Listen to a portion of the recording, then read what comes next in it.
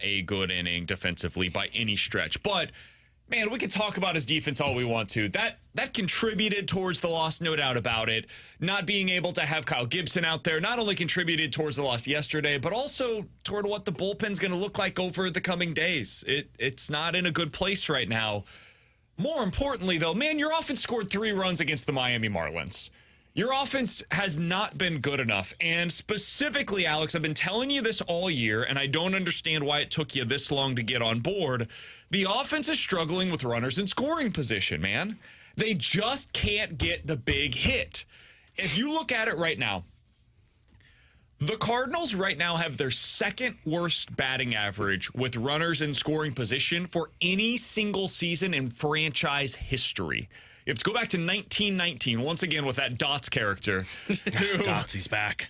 That is the last time they were this bad with runners in scoring position from a batting average perspective. If you go by OPS, this team is bottom 11 in Major League Baseball history, Alex. Major League Baseball history, not just Cardinals. Major League Baseball with runners in scoring position. If you go by batting average, just a traditional metric, we're not getting super fancy nerdy here with statistics. Cardinals right now 13th worst in Major League Baseball history. Batting average with runners in scoring position. There are 2 that are worse than them this season, which means that 3 of the 13 worst teams ever with the runners in scoring position are playing right now. And if you include the Cubs, who are at 216 in terms of their batting average, it's 4 of the 16 worst teams ever. This is an all-time bad year for teams with runners in scoring position. I can't explain why that is the case. Alex, if I want to be positive Pete over here, BK optimistic. Yeah, good luck with that. I think that's going to get better. Oh, Jesus. I don't think they're going to be batting .215 with runners in scoring position all year long. That being said, it's been that way all year. We are more than a third of the way through the season.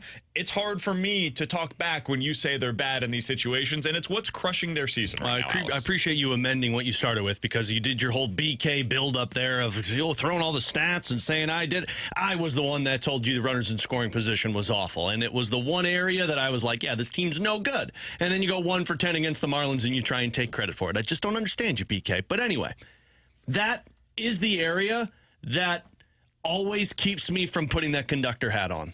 Because when the pitching's going right, that's a game yesterday you should have won. Your bullpen was put in a situation that was a no-win for the team. Yeah. You were coming into that. Matthew Liberatore gave up back-to-back home runs. That felt like you were going to get demolished. And Liberatore, who pitched the night prior, found a way to settle down. Your bullpen kept it at a 3-3 lock, and your offense had the biggest moment. I think it was either the 4th or the 5th inning, 2nd and 3rd with nobody out. And you go strikeout, ground out, strikeout. Good. No outs, BK. Like, that's the productive out you always talk about. And this team can't even get a pop fly in that situation. So I'm done with it.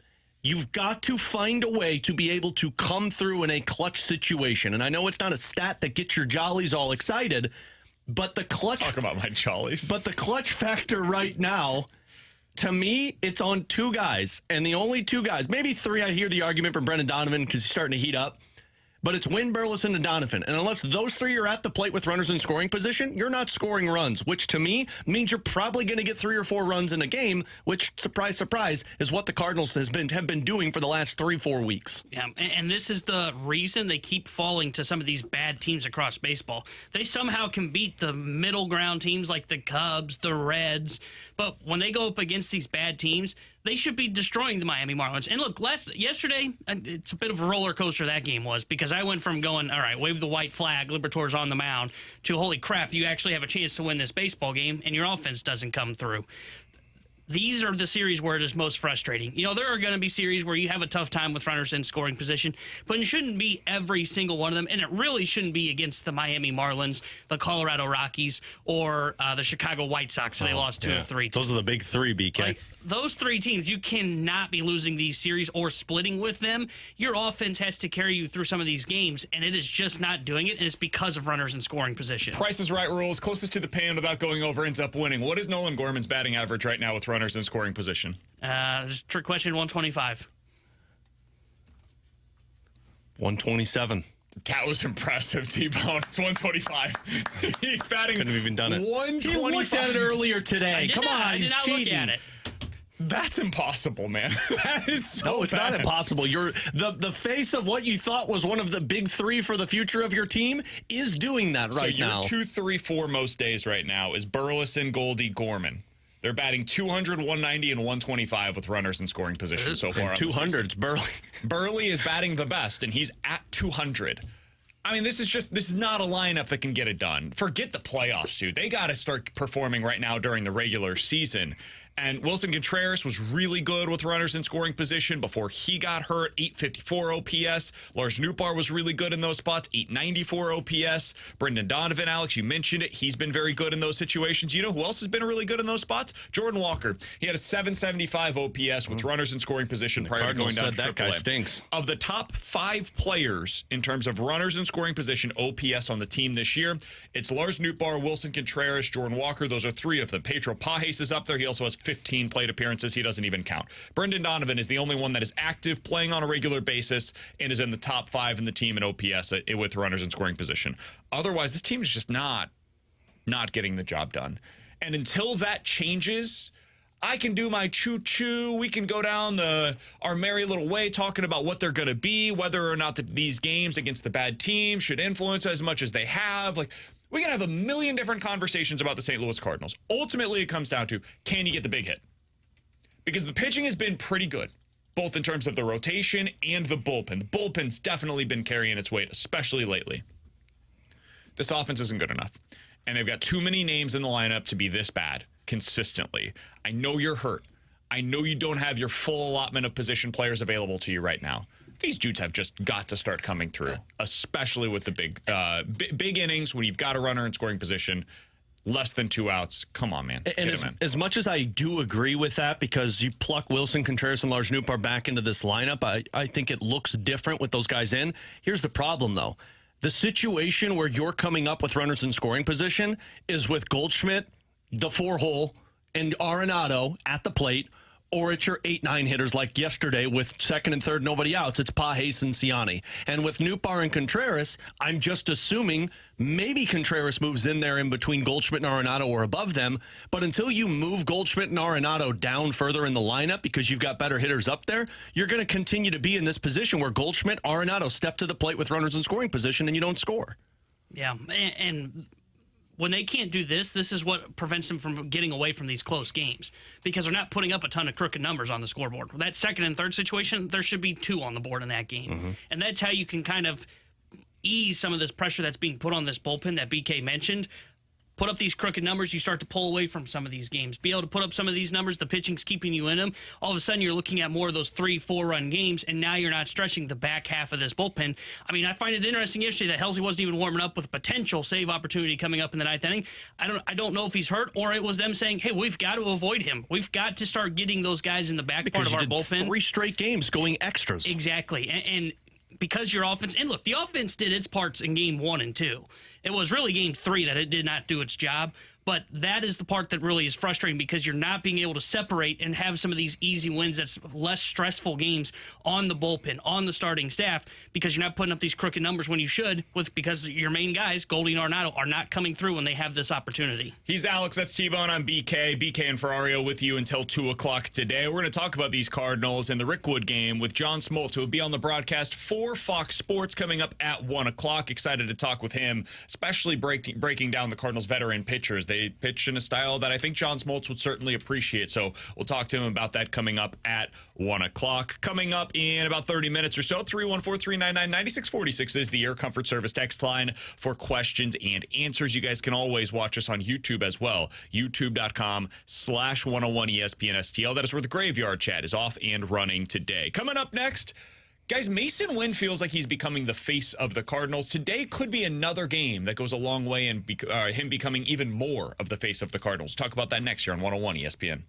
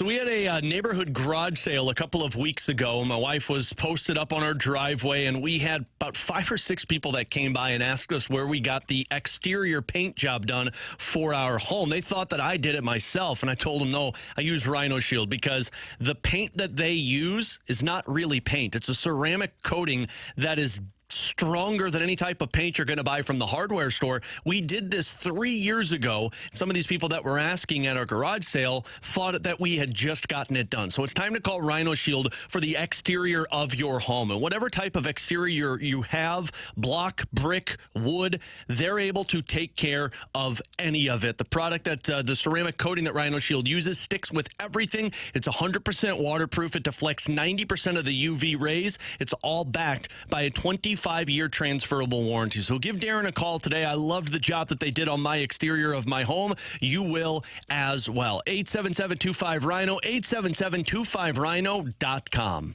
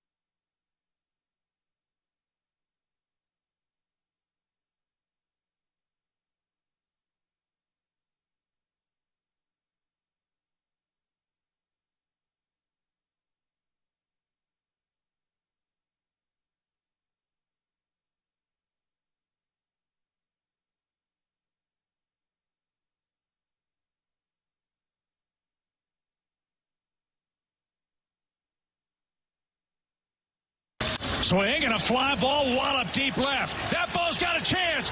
It's gone. Masyn Winn unloads to left. A 2-run homer. With Alex and T-Bone on BK, that audio courtesy of Bally Sports Midwest earlier this week. Masyn Winn with a home run. Alex, as we go into this game at Rickwood, it feels like Masyn Winn is the guy that is being interviewed for a lot of different big-time conversations leading into the Rickwood game. Now, that makes sense. Masyn Winn is an African-American player that has spoken elegantly and glowingly about his childhood growing up and his stepfather who put together a team in Houston with a lot of kids, and they would pay homage to the Negro Leagues players. I think it's a really cool story that he told yesterday about his stepfather. They would use the Negro League players' names on the back of their jerseys. They'd play with those on Saturday, and then Saturday night they would be tasked an assignment of, hey, research the player whose name you wore on the back of your jersey today, and then you'll give a little, like, not a report necessarily, but you'll share your findings with the team tomorrow. Kind of like ball talk, what the Cardinals used to do with Mike Shiltz at the helm, where you just go around, talk about ball, whatever. Masyn Winn's childhood team, his Little League team, was doing some of that stuff with Negro League players to tell the stories, share the stories of those players growing up. So it makes sense that he would be the one, like Major Garrett from CBS went down to Rickwood to interview a Cardinals player, and he chose Masyn Winn to be the guy. But it's not just for this game. It feels like Masyn Winn has become the face of the Cardinals. And that is due to performance. He's been one of the best players on the team all year long. That is due to a swagger that he has, a likability factor that he has, a youthful energy that he has. Alex, for me, he's my favorite player to watch on the roster right now. And so it's easy for me to say, in my mind's eye, that guy is the one that I think about when I think about what the future of the Cardinals is and will be. For you, is he becoming that? And do you think for the Cardinals, they are starting to view him as the face of the franchise? I mean, for me, he's one of the few guys on this team that I turn the game on to watch. And Masyn Winn has developed that in one season. And I don't think there's any question that the Cardinals view this as he is a guy that's taking over a face of our franchise. You're starting to see him everywhere, whether it's talking at this Rickwood Field game. You've seen him on MLB Network multiple times. I think he was on there a month ago when they were out in New York when they took on the Mets. You're seeing him on pretty much all of the production work on the Cardinal side of things. He's the one talking an awful lot post games, pre games. That to me is a guy who understands who he is, where he is, but has the camera media ability to talk and it not go sideways. And what I mean by that is, how often do you hear either younger players or even veteran players that get in front of a camera, whether it's doing an interview on MLB Network or doing an interview with somebody post-game, and it's just dry. Yep. It's just bland. And you're like, good guy. Most of them, honestly. Yeah, you're a good guy, but there's not much there that makes you want to come back for it. Man, Masyn Winn, whether it's on MLB Network or it's on a commercial for the Cardinals or doing postgame on Bally Sports, he's somebody that you look forward to hearing and listening to. So I loved the article by Lynn Worthy because I think that is another area that Masyn Winn can kind of take hold of as a Cardinals player when it comes to the youth, but also the Negro side of it, the Negro leagues with this game over in the Rickwood Field game.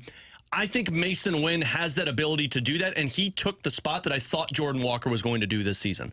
I thought this was going to be Jordan Walker's role. It could be the two of them together. I think that's what the Cardinals plan has always been. But for Masyn Winn to do that, for Jordan Walker. But for Masyn Winn to do this as coming into the league expected to be a role player, and for his offense to back up what he's doing away from the field, I think that is massive for the Cardinals. Yeah, I think he's already is the face of the franchise right now because of his play on the field, the swagger that is around Masyn Winn, and because Goldie and Arenado are not performing. And I think nationally, everybody still talks about Goldie and Arenado. And I think nationally, the perception is those two are the face of the franchise. I think that can change potentially tonight if you see a great game from Masyn Winn.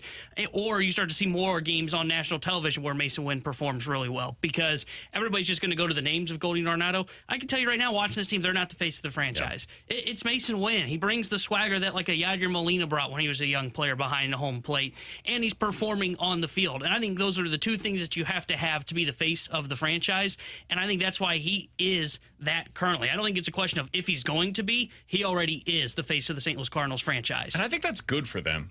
I think they needed this. I think they needed an injection of life into the organization because I don't know how you guys feel, but just my honest thoughts. When I see Goldie and Arenado on the field right now, it does nothing for me.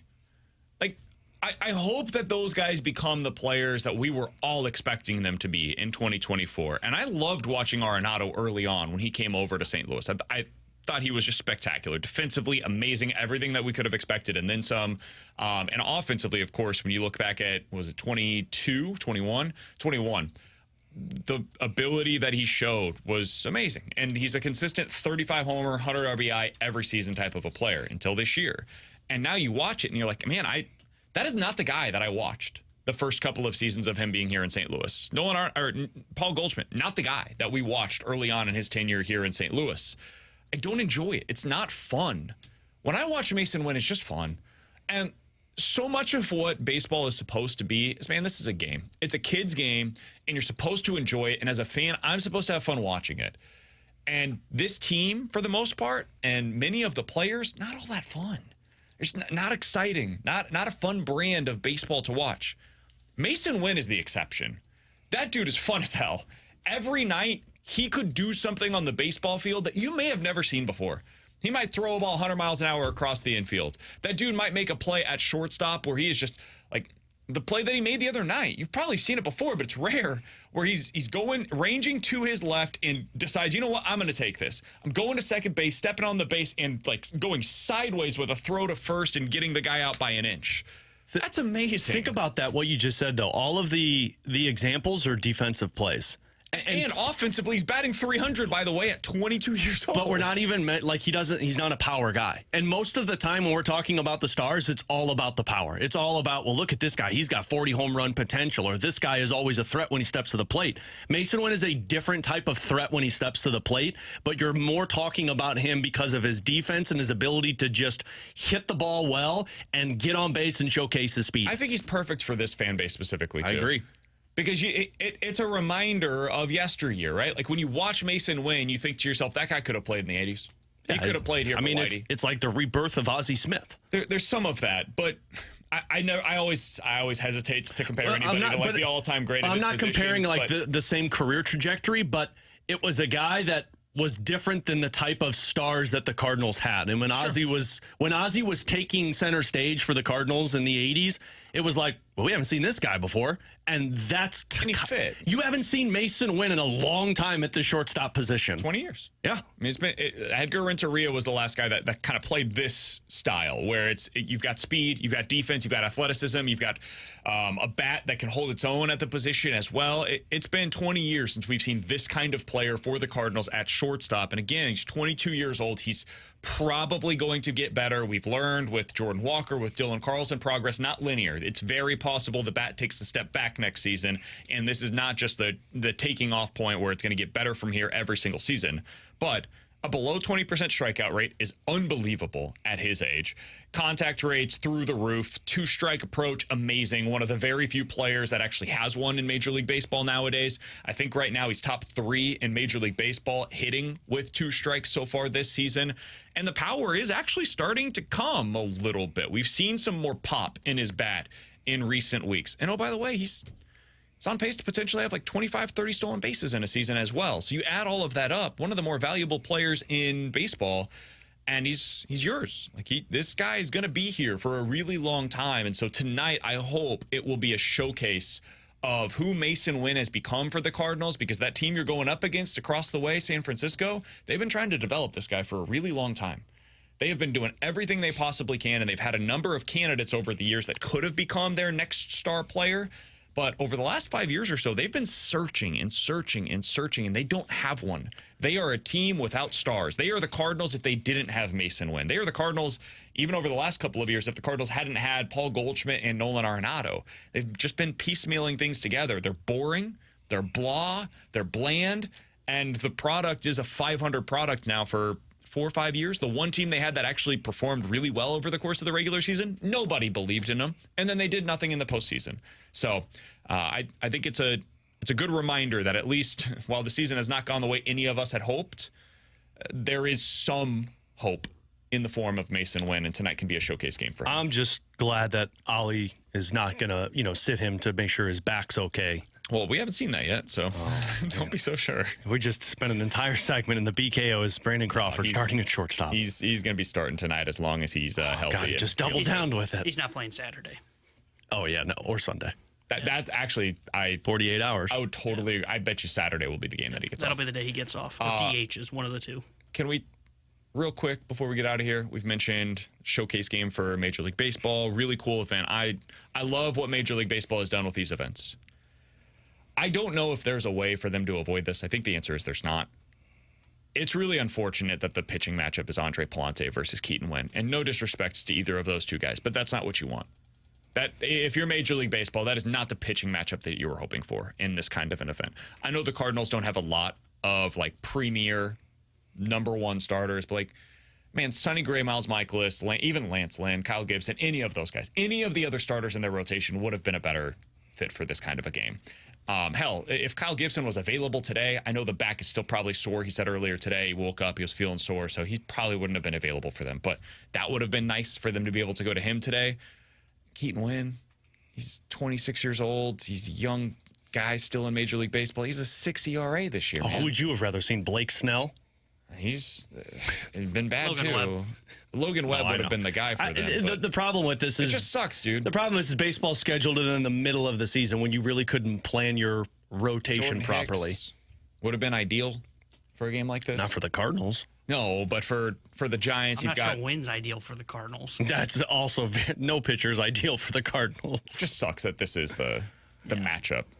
Again, I think you try and schedule this to where teams can plot out their rotation to make sure you have a really good. I don't remember when that Field of Dreams game was played. Was it the middle? It's middle of the season. I just don't think there's any way to get around it. I think the only way you could is if you did it after the All-Star break. But you need this in the middle of the season to break up the monotony of the long season, which is hard to tell a team, hey, in June you're playing this, so make sure you've got the best pitching matchup available. Yeah, I think the only way you could make this a little easier for teams to navigate and to like manipulate their rotation would be if you have it the week after the All-Star game. But after that, you're after the All-Star game, and there's like the excitement of that, and you're leading into the trade deadline speculation and all of that. So they're doing it the best time. This allows you to have a storyline in mid-June for Major League Baseball, which is not always the case. They've timed these out, so where a couple of weeks ago they had the series in London. Now you've got this. In 3 more weeks, I guess, you'll have the All-Star break, and then now we're into mid-July. Boom. Trade deadline speculation, and that carries you up until early August, and now you've got the pennant push. So they've scheduled them out well. I just wish there was a better pitching matchup in a game like this. With Alex and T-Bone on BK, coming up next, NFL Quick Hitters here on 101 ESPN.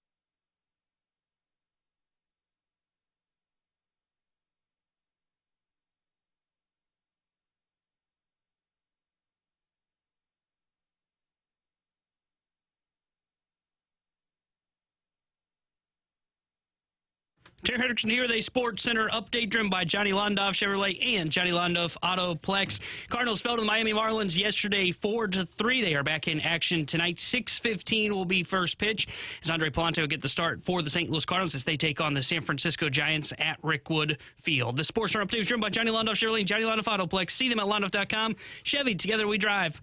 Are you kidding me?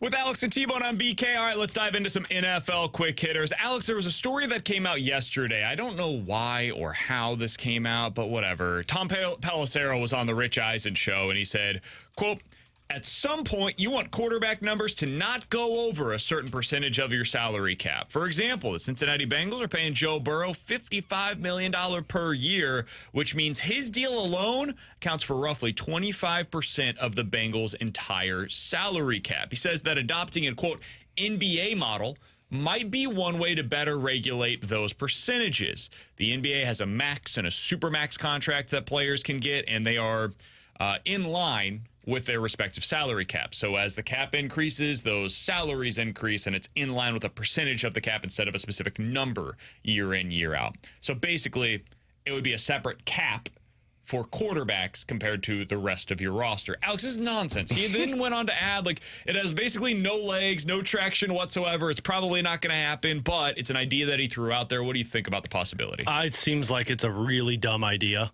It seems so confusing in terms of what it's going to do to the salary cap and how teams manage with it.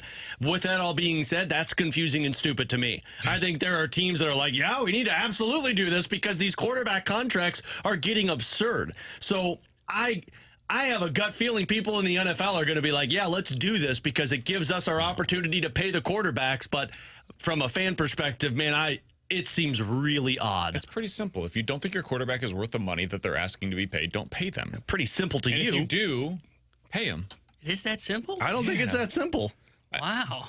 I don't understand why you would need to do something like this. Also, if you're the owners, you don't want the quarterback's cap to be tied to, or the quarterback's salary to be tied to the cap. The cap explodes every year. Goes up by $10 million every year. The moment that you sign these deals for a really good quarterback, it becomes a bargain. Patrick Mahomes' deal looked like it was. I remember having the conversation with Jamie. He was like, how are you going to build a winner around this? How could you possibly construct a roster when Mahomes is taking up all of the cap? Well, 3 years later, Patrick Mahomes' money looks like the best bargain in all of football. 3 years from now, if Joe Burrow could stay healthy, his deal's going to be a bargain for the Cincinnati Bengals. The problem is when you sign Kirk Cousins or Tua Tagovailoa or these average quarterbacks to $50 million deals, yeah, when they're making basically the same as the best quarterbacks in the league, it's going to give you a pretty significant deficit there. So I think this would actually end up being a bad thing for owners. I think the players should absolutely want this. If I'm Patrick Mahomes, the number one thing I'm looking for in my next contract, get me tied to that salary cap because I want my salary increasing every single year along with it. If you're Dak, you want to try and push this thing home quick. Heck yeah, the owners that want no part of this. It actually makes less sense for the owners than it does the players. I wonder if you would then, if they did that to where it is kind of like the NBA with those supermax deals, I wonder if you'd start to see more quarterbacks go short-term contracts as well. Really maximize the value so you can always reset and hit the market. If it's always going up with the cap and it's always going to be at the top of the market, there would be no reason to go short term. You would want the longest term contract, always get the new higher value of that max contract as it goes up. But it would always be the max value. Like as it increases, your salary would increase along with it. It would be a percentage of the cap. That would be stupid. Yeah, that's what I'm saying. I just don't understand why this becomes a thing that comes out like every few years. Because, man, quarterbacks need to get paid. Hey, good for them. And every one of them's like, I want to get paid more than that guy. All right, CBS Sports, Alex, came out as we're going through some NFL quick hitters. Pete Prisco was the one that put this list together to make it more specific. Their top 100 players in the NFL today. I'm going to read you their top 10. You tell me if there are any significant disagreements for you in this top 10 players in the NFL today, okay? Number 1, Patrick Mahomes. Number 2, Myles Garrett. Number 3, Trent Williams, offensive tackle for the San Francisco 49ers. Number 4, Tyreek Hill. Number 5, TJ Watt. Number 6, the next quarterback on the list, Lamar. Aaron Rodgers. Josh Allen. Number 7, Justin Jefferson. Number 8, Christian McCaffrey. Number 9, Micah Parsons. And number 10, the third San Francisco 49ers player in the top 10, Nick Bosa. Any significant disagreements, Alex, in that top 10? No Lamar, no Joe Burrow, no Travis Kelce, no Aaron Rodgers. Yeah, I mean, I don't know who I would pluck out, but I think Lamar and Travis Kelce have to be in the top 10. I mean, Lamar, especially when you talk about if Josh Allen is going to be on that list, then I think Lamar Jackson needs to be on that list because Josh Allen is the sole reason the Bills were a playoff team, and I'd say Lamar Jackson was the exact same. And, I mean, if you're going to put Patrick Mahomes up there, Travis Kelce is the most dominant tight end in the game. I don't know who I would pluck out, though. I always struggle with left tackles. Like, I know Trent Williams is the best amazing left tackle, but I always struggle when I watch position players versus a tackle that I don't really know the difference unless I play that position. So I don't know who comes off of that list, but I do believe Lamar Jackson and Travis Kelce should be top 10. Yeah, I would pull Williams out of the top 10 for me because it's kind of the same conversation. You know, it's the conversation we've had with Kyle Gibson, the perfect innings eater. You just don't appreciate it enough. Right. Yeah, sorry, Trent Williams. That's not top 10 worthy. I would put Max Crosby in the top 10. He's just outside of it. And I would listen to replacing Lamar with Josh Allen. Ooh. I think Spicy. Lamar is a top 10 player. I mean, he just won another MVP. And Josh Allen, I think he's really good. I don't know if I would have him in my top 10 of NFL players, though. I like Nick Bosa a lot. I think he's fantastic. I would probably pull him down on this list, and I think I would put Lamar Jackson up it. That would be my one-for-one replacement. The rest of this feels pretty definitive. I think Myles Garrett is, no doubt about it, the best defensive end in the NFL right now. How many positions can you say that about, Alex, where you're like, you look at it and you say, best player at that position is that guy? There is no argument. Because quarterback, we have that with Mahomes. I think we can all agree. Do you guys feel that way about Myles Garrett at defensive end? Do you have another one that you would say is like up there with him? Would you have Watt versus Garrett as a push? I would put Garrett above Watt mostly because Watt's injured pretty often, and I would put Garrett there mostly because of him carrying the Browns to it. The other position that I would say is Tackle is Trent Williams. I think running back would be Christian McCaffrey. I agree. Wide receiver, I think you can make an argument. Yeah, I mean, when Tyreek Hill's on, though, I think you can make an argument with that one, too. I should have mentioned, I would flip Tyreek Hill and Justin Jefferson. Yeah. Tight end, Travis Kelce, to me, would be the best at that position. Sure. I don't think there's any more argument with that. It's weird because, like, I don't know if I feel as definitive about that after last year because he really didn't turn it on until you got to the postseason. But he turned it on in the That's playoffs, thing, which like, I think is important. But I don't think it's as definitive as it was like 2-3 years ago for Travis Kelce. I think it is because I don't think there's a second. Like, I think he has dropped off. I agree. I think there's a minutia of second guys. Who is the next best tight end right now in the NFL? Is it George Kittle? Hawkinson? I was thinking more of probably Mark Andrews, but he was hurt last year. So see, the three of us just named three different guys, and that's why Kelce is always number one, and then it's right below that. Defensive players other than Myles Garrett, I'm not sure I can name one that is definitively best. I would say Chris Jones is now definitively the best defensive tackle in the NFL since Donald retired. Aaron Donald Fred retired. Warner? Yes, best linebacker. Yeah. And then easily. Cornerback, I don't know. Maybe it's just because he's stuck in or Surtain. Cleveland. I just don't feel like Myles Garrett is that far and beyond better than all the other. I think he proved it to me last year for all of the injuries that they went through, and that team was in the playoff conversation. I think T.J. Watt, yes, he deals with injuries. T.J. Watt is a freaking wrecking He's amazing. ball. Max Crosby is a freaking wrecking ball. Dude, Max Crosby scares me. I mean, Myles Garrett isn't? Yes. He it's is. the arm tats, isn't it? He is, but I just don't know if he totally separates himself from those guys. That's fair. And maybe it's just because, like, when you hear someone says, "Hey, did you watch the Browns game this weekend?" I go, "What?" Well, yeah, no. of course. I mean, do you feel that way about the Raiders or the Steelers? Like, when I see the Raiders more, maybe this is why, I feel like I see the Raiders more on national television, like when they play Kansas City, for example. By the way, our text line is really mad because St. Louis native, relatively speaking, Sam Laporta is what people are saying is the second best tight end in the NFL. Do it for more than 1 year at that level. Yeah, I mean, Sam Laporta is really awesome. I want him on all of my fantasy teams this year, but we'll see. We'll see if he can hold up what Travis Kelce has done for, a decade. I would still that sounded like a Kansas City Chief fan right there. Sorry, he's right, though. He's right. Coming up next, 314-399-9646 is the Air Comfort Service text line, the YouTube chat, youtube.com/101ESPN STL for questions and answers here on BK and Ferrario.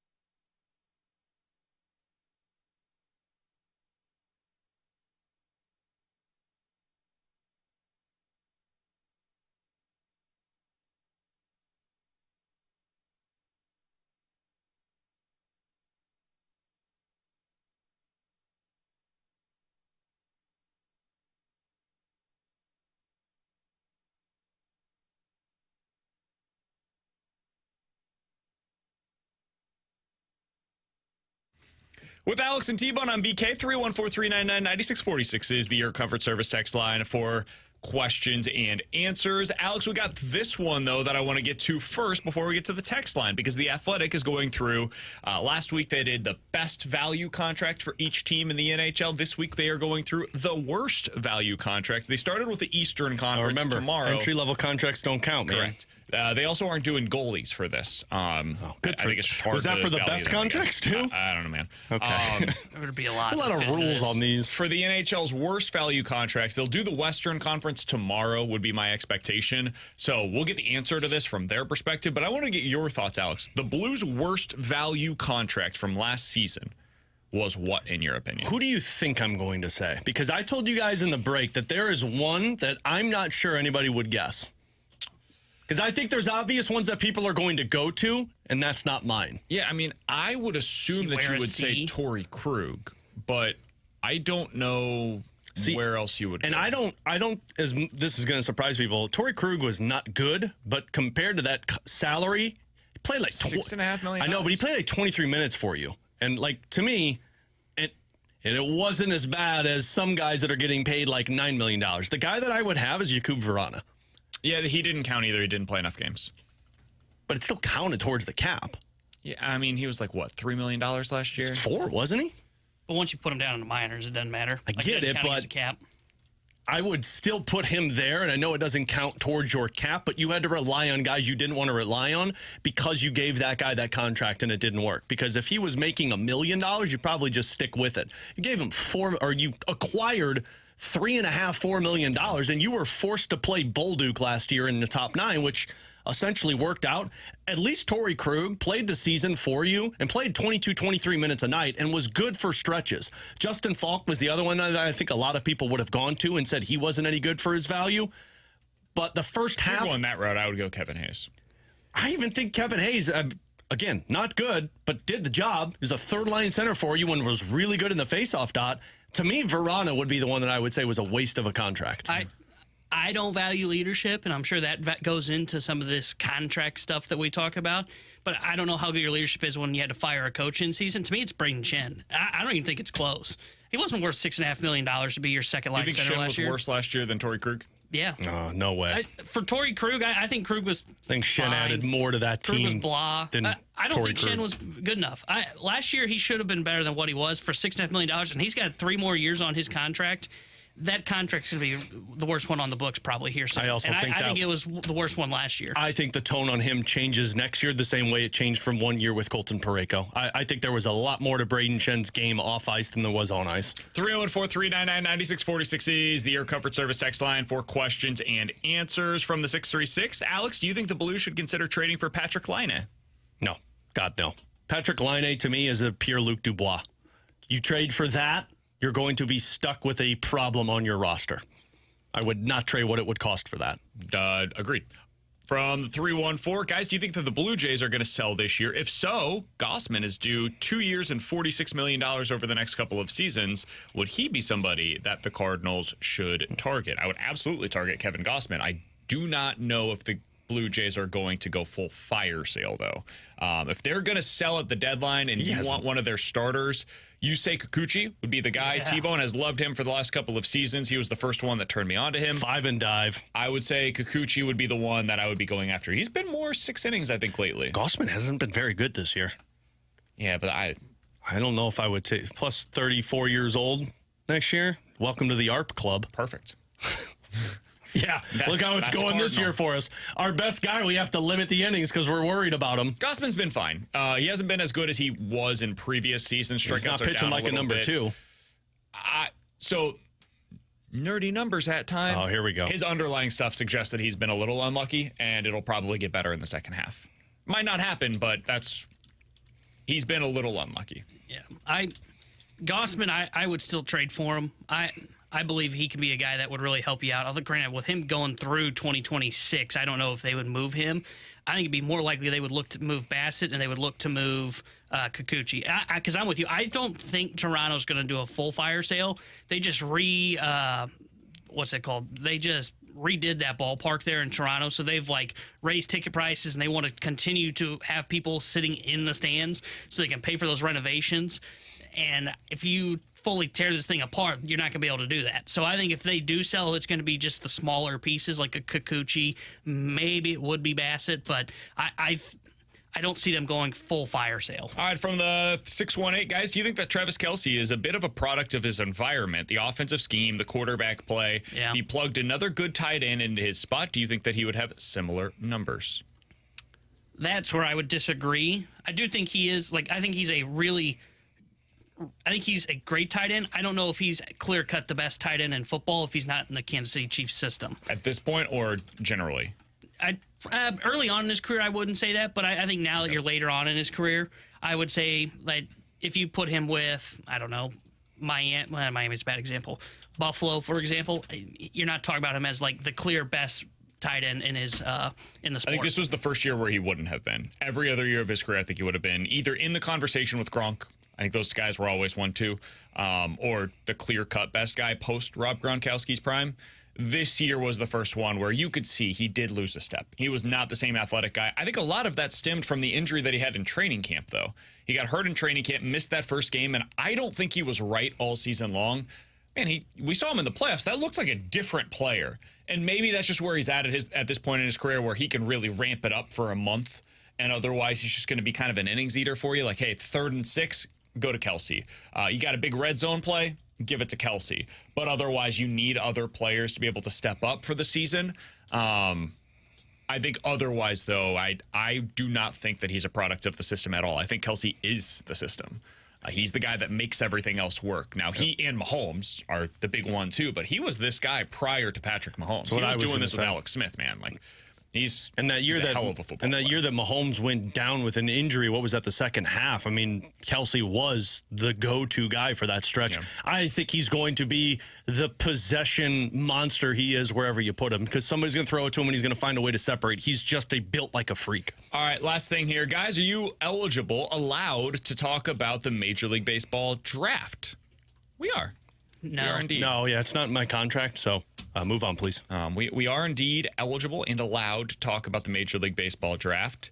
To be totally candid, haven't done a ton of research on it so far yet. I was listening to a podcast the other day that was breaking down what the Cardinals could do in this year's draft. And it sounds like there's like 2 really great pitchers and then a whole lot of position players that are up there for them. And people don't think that the pitchers are going to be there when the Cardinals select. Hashtag burn it for Burns. Super frustrating, man. Super frustrating. Yeah, that's that lefty that, I don't remember what college he's at, but the lefty is the one that they said there's a chance he falls. But, I mean, you're talking Hagen Smith? I think that's who it was. You're talking about, potentially falling from, I think they projected him at either the 4th or the 5th overall spot. So, I mean, you got to hope that everybody wants to go position players that pitcher falls to you. Yeah, I just have a tough time looking into it because it takes 5 years before you see these guys. Oh, yeah. So, what these guys are projected to do, I mean, you see it all the time in these drafts. You could take this guy 7th overall. He may never make it above high A ball. Or he could be the next superstar, the next ace that you just drafted. Look at Paul Skeens, man. Well, he was that was an animal that was drafted. Chase Burns seems to be the guy. Burn it for Burns. If he drops to you, it's very clear. You sprint to the podium to take that guy. I think I've seen him go 2nd and 3rd overall, though. Yeah, and that's the problem is, okay, if you don't get him, are you going to get the pitcher that you're looking for? There's the 2 college pitchers and then everybody else's position players towards the top. I think the Cardinals might end up having to go with a position player, which sucks, dude. If you're picking this high, you want, especially given where the Cardinals are at, you want the pitcher right now that's going to come in and a year or 2 down the road, immediately be a part of your rotation.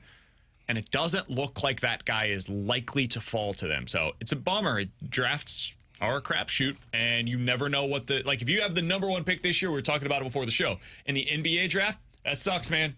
You could have been last year, and you could have gotten Wemby. And instead, you ended up with Klingham, who we were talking about. I don't know who his comparison is. Maybe Rudy Gobert. And is Rudy Gobert a guy that you would take number 1? Bam Adebayo? Is that a guy you're taking number 1? I don't know. But in this year's draft, it probably is, and that's where the Cardinals are at number 7. They might not be able to get the pitcher that they really, really need. Coming up in about 15 minutes, we'll get to Believe It or Not. You give us your scenarios on the Air Comfort Service text line at 314-399-9646. But coming up next, Alex has a theory on why teams are open to trading out of the top 10, and I've got a BK Buildup here on 101 ESPN.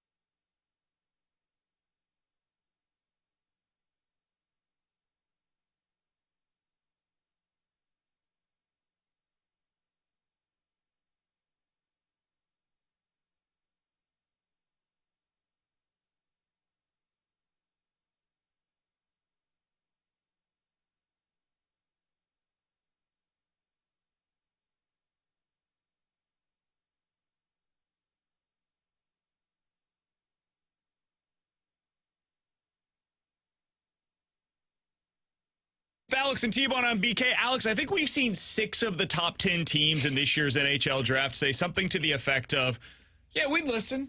You want to move into the top 10? We'll go ahead and make a trade. This time last year was the opposite. It was everybody saying, oh, whoa, whoa, whoa, we can't move out of the top 10. We love where we're at. Look at this year's draft. It's amazing. We're going to be picking. We're going to be sticking and picking. Don't even think about giving us a call. And this year it's the opposite. And you've got a tinfoil theory on why that is, Alex. What do you think's happening? Yeah, so the reason I was thinking of this is because the Columbus Blue Jackets just came out and they said that they're open for business in Vegas. Don Waddell with the 4th overall pick. So if I'm not mistaken, it's the 4th overall pick, 7th overall pick, 10th overall pick, 11th overall pick. And I think Utah said the same thing with the 6th overall pick. And I believe a lot of the people's reaction to this, including BK's, has been, well, this is why you don't want to draft, because everybody's trying to trade out of it. it, which makes some sense. I actually think it's the other side. I believe that teams that are willing to trade their picks, like New Jersey, like Columbus, like Utah, like Buffalo, Ottawa, they realize that they need to win now. There's no more of this, let's wait 3, 4, 5 years and see where we're at. We need to win now.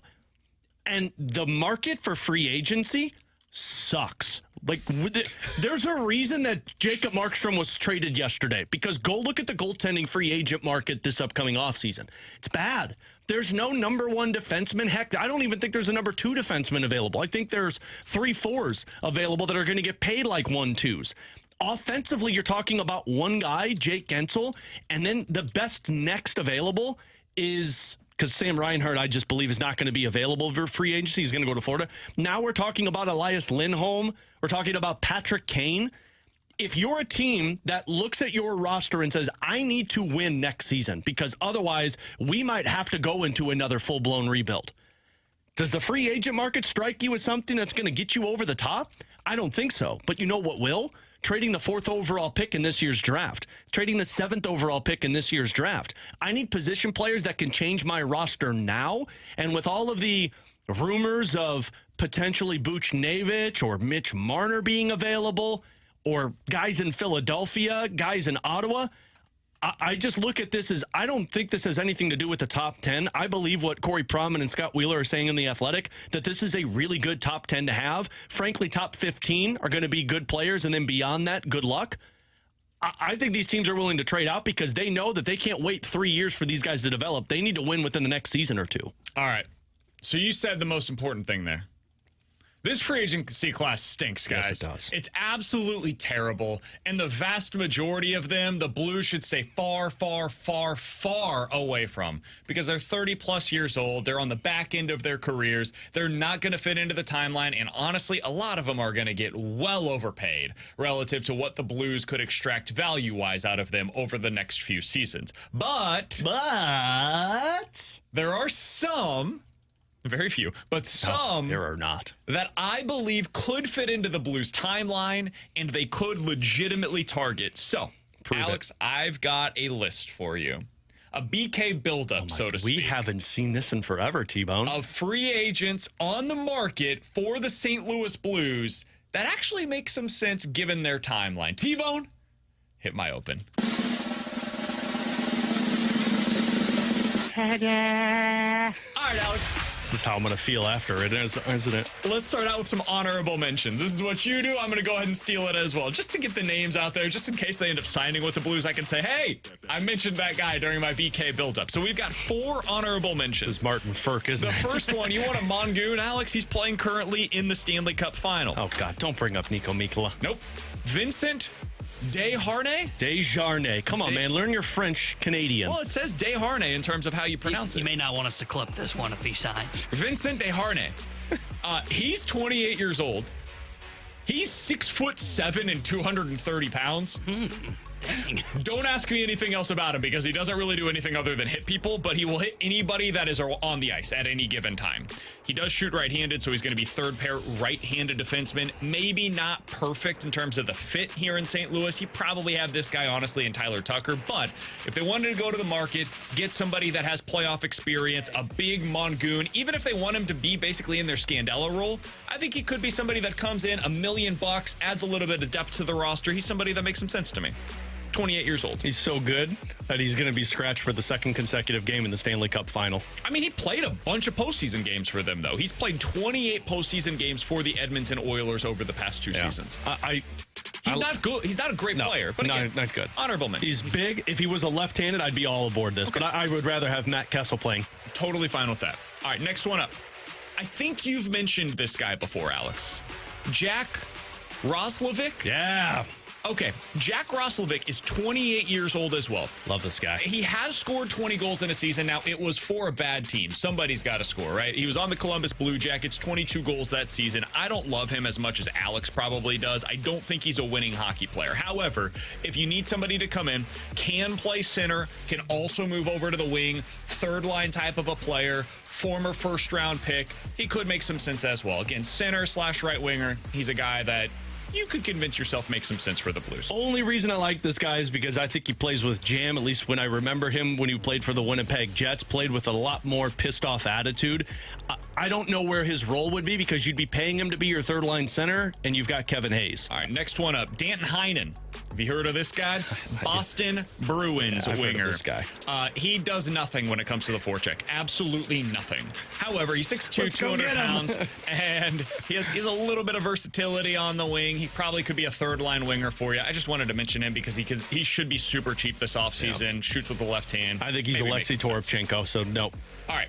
Another Sorry, guy, buddy. Man, Warren this Fogle, is another rough. one that's playing currently in the Stanley Cup final. I think he probably ends up back in Edmonton would be my assumption. Yeah. He's actually finally kind of found his spot on that team. There were moments in the playoffs where he's been playing with Connor McDavid. I thought this dude was going to be the one that got traded if the Blues were trading Pavel Buchnevich to the Edmonton Oilers. I like this guy. Yeah, he makes a lot of sense. Free agent, good player. I think he's probably going to end up pricing himself out or going to a good team or sticking with. I also think he's going to want a long-term deal, and that's, to me, he's out of that age range when the Blues go long-term deal. You're probably talking 4 or 5 years if you're him. Well, let's get into the top 5, shall we? You ready? Whoa, we just did 5, man. The buildup 4. is not 10. What the hell was that? I'm going That's to be it. honest with T-bone, you. I scrap hate it. this one. I hate this one, but I had to find somebody defensively.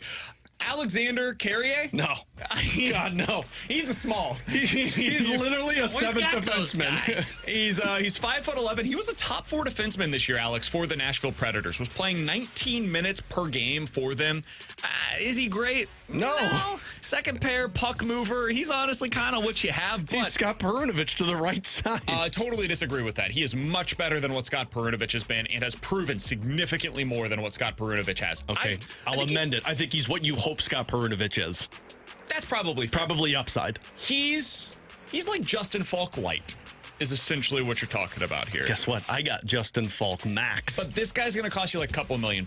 And that's the biggest difference for me. If you end up trading one of your right-handed defensemen, I think he makes some sense. Yeah. I don't think they're going to trade a right-handed defenseman, but if they did, you could bring him in, a couple $1 million, put him on the third line or something. Okay. Yeah. That's a good number try. 5. He probably should have been in the other group. Number 4 for me. I like this one. Michael Amadio. Yeah, Amadio. Love it. He plays for the Vegas Golden Knights right now. He has for the last couple of seasons. A 15-ish goal scorer. Guy that can be on your third wing or third line winger. 28 years old. Can play center as well. Good on the forecheck. Solid finisher. Doesn't really create for his line mates. But again, 28 years old. Plays on the wing. Can basically come in and be your Kasperi Kapanen on the team this year. I kind of like him, Alex. Give him a couple $1 million on a 1-year deal. Let him come in and hopefully improve you on the third line. I think he makes a lot of sense for this team. Feels a lot like what they did when they brought in Nola Chari a few years ago. Sure. I like this guy. I would bring him in more as like a fourth line role because I think a fourth line that if you move forward of Dean, Amadio, and Nathan Walker, to me, that's a fourth line that you can trust in a lot of scenarios. And the reason I like that for a fourth line is because you do need a veteran presence with a young guy and then a fringe NHL AHLer. I like Michael Amadio. I'm worried, though, he gets paid more than what he's worth. I couldn't find him on any of the projections things, so I think he's going to go pretty under the radar. Here's why I think somebody pays him more than he's worth. Because of what he did in the playoffs the last 2 years. Yes, sir. He's got 6 goals in his last 20 playoff games, and I think he's got 12 points. To me, a team says, oh, like if you're the Florida Panthers and you lose in the Stanley Cup final, I go give this guy $3 million because I need somebody to get me over the hump in the playoffs. The Blues might be able to do that, though. $3 million, 1-year deal, go for it.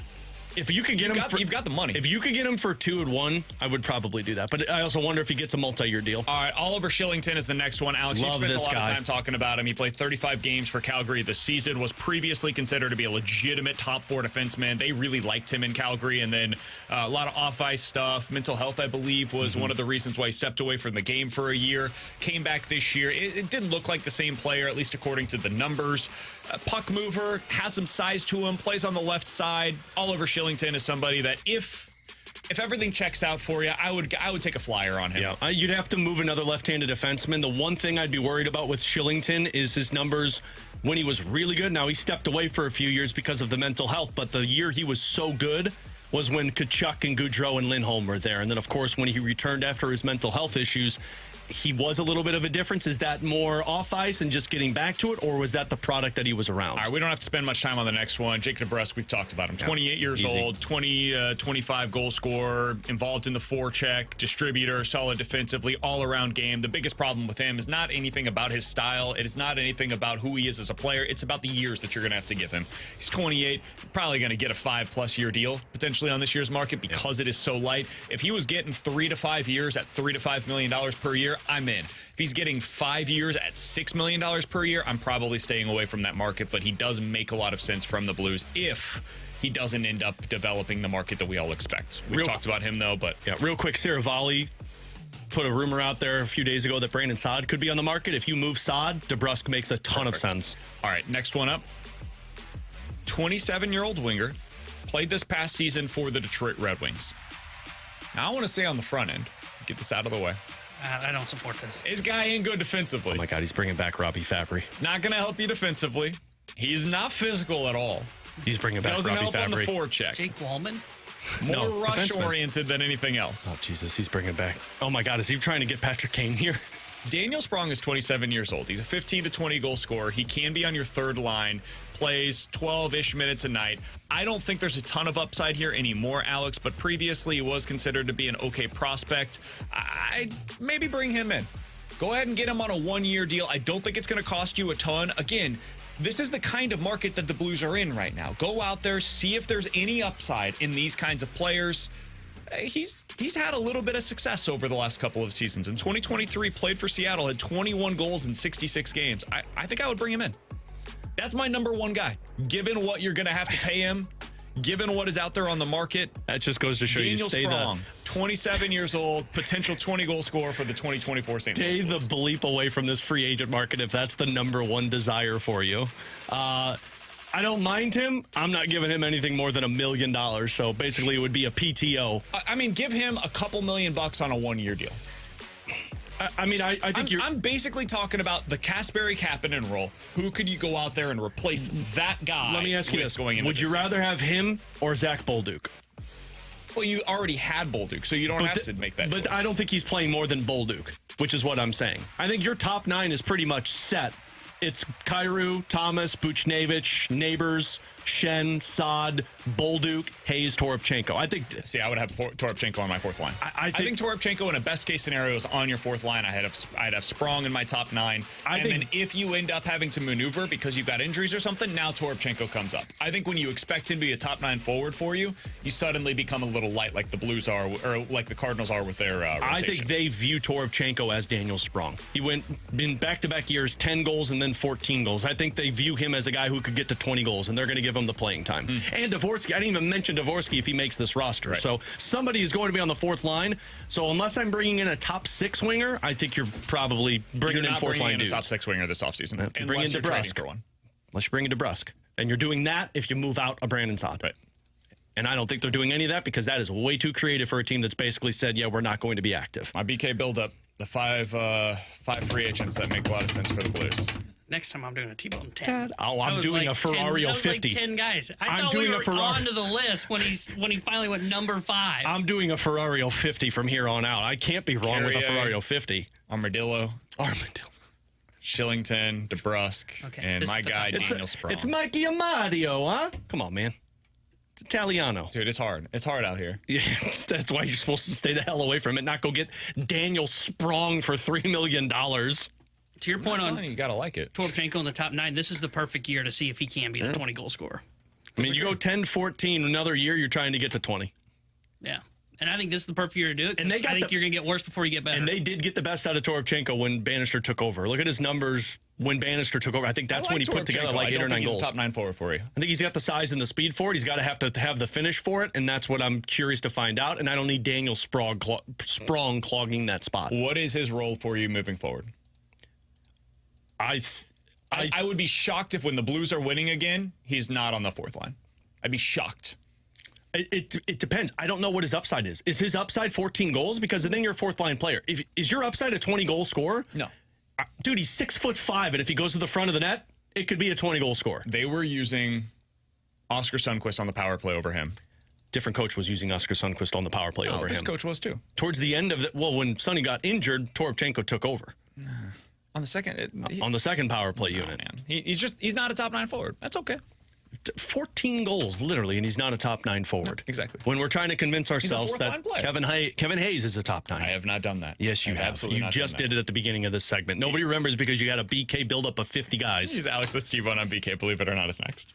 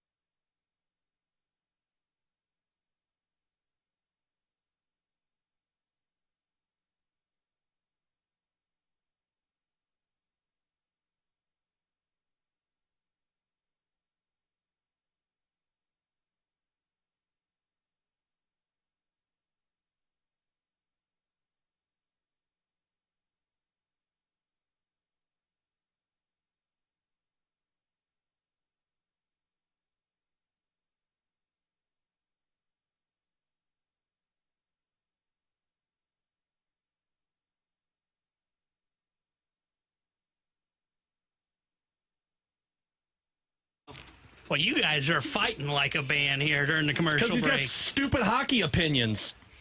Believe it or not, Now I'm walking on air. I never thought I could feel so Free, Flying away on a wing and a prayer. who could it be? Believe it or not, it's just me. People on YouTube, he got into that one. His hands. Yeah, I think it affected his Oh performance. no, I thought that was great. I thought You that was did? great. Oh yeah. I thought we made eye contact because it was bad. No, that was like 90s boy band stuff, man. He got into it. Maybe that's why I didn't appreciate it. He pronounced every vowel in those words. It was great. My Italian really came out. Yeah, of it me did. there. Yeah, it did. 314-399-9646 is the Air Comfort Service text line for Believe It or Not. You give us a scenario, we'll tell you if we are believing it or not here on 101 ESPN. All right, boys. Believe it or not, you want to see me take my shirt off because I am at that point right now. Can we bring this on air? No, Can't you hear it? I don't. I hear It is music. roughly 100 degrees in here. I'm about to pass out. This is why there will be an argument today that gets heated between me and BK. I work with two whiners, guys. I'm sorry, listeners. These guys have been crying since 11 a.m. I've just been here taking it like a champ. I think Alex has been in a good mood today. I have actually I know, been in but a I'm great mood today. tired of you Rocky's guys the only one cry. that walked in today in a piss poor mood. If I'm being Dude, honest. Rocky walks in every day with that attitude. Jamie got in super early. He's trying to do his work over there. Rockio's being loud, Sounds yelling like the at you for not Sopranos. knowing what the Ewing theory was. He's big mad at everybody. I think it's the City performance. I think the problem with Rockio it's is he Bradley watched Carnell. City last night, and everything went to crap from there. The coach is calling out his players, and Rocky was just upset about it. I get Believe it or not, guys, it's going to be a few years before St. Louis City SC gets back to the playoffs. Not believe it. You think they're back soon? I think they could be back like next year. Soccer, there's like no rebuild, but you can easily go from, you can have a bunch of these where you go really good one year and then you can go out to the transfer portal and land a couple players and be back to being a competitive team. And the MLS is like the NBA. A lot of teams get into the playoffs, so it's not that hard. So I would say not believe it. I think they still have a shot to make it this year, which is hard to believe. I'm going to say believe it because I'm a little concerned that after a bad year like this, Roman Berkey's not back. That's my concern. And if he goes... He's got one more year, I believe, on his contract. Is it one more year? Okay. Yeah. I'd be a little concerned about that, though, if I'm a City fan, which that... You take that out, welcome to the rebuild and a no rebuild in MLS. Yeah. Because you built it off of defense and goaltending, and They built it on defense. My God, Lutz, what was that? I'm not too. I think Berkey will potentially look to walk, but I'm not overly concerned. because you think he loves T-Ravs in the free zoo, and he said, I'm not leaving this. And Are you yards. kidding me? To go back to Europe? I'm a little concerned about the product that we're seeing right now. They Product can't sucks. score, dude. It's just been consistently like it's not like it's 3 games. It's one thing if you're losing games, and we know the defense is a liability for this team. Yes. They're not scoring goals like at all.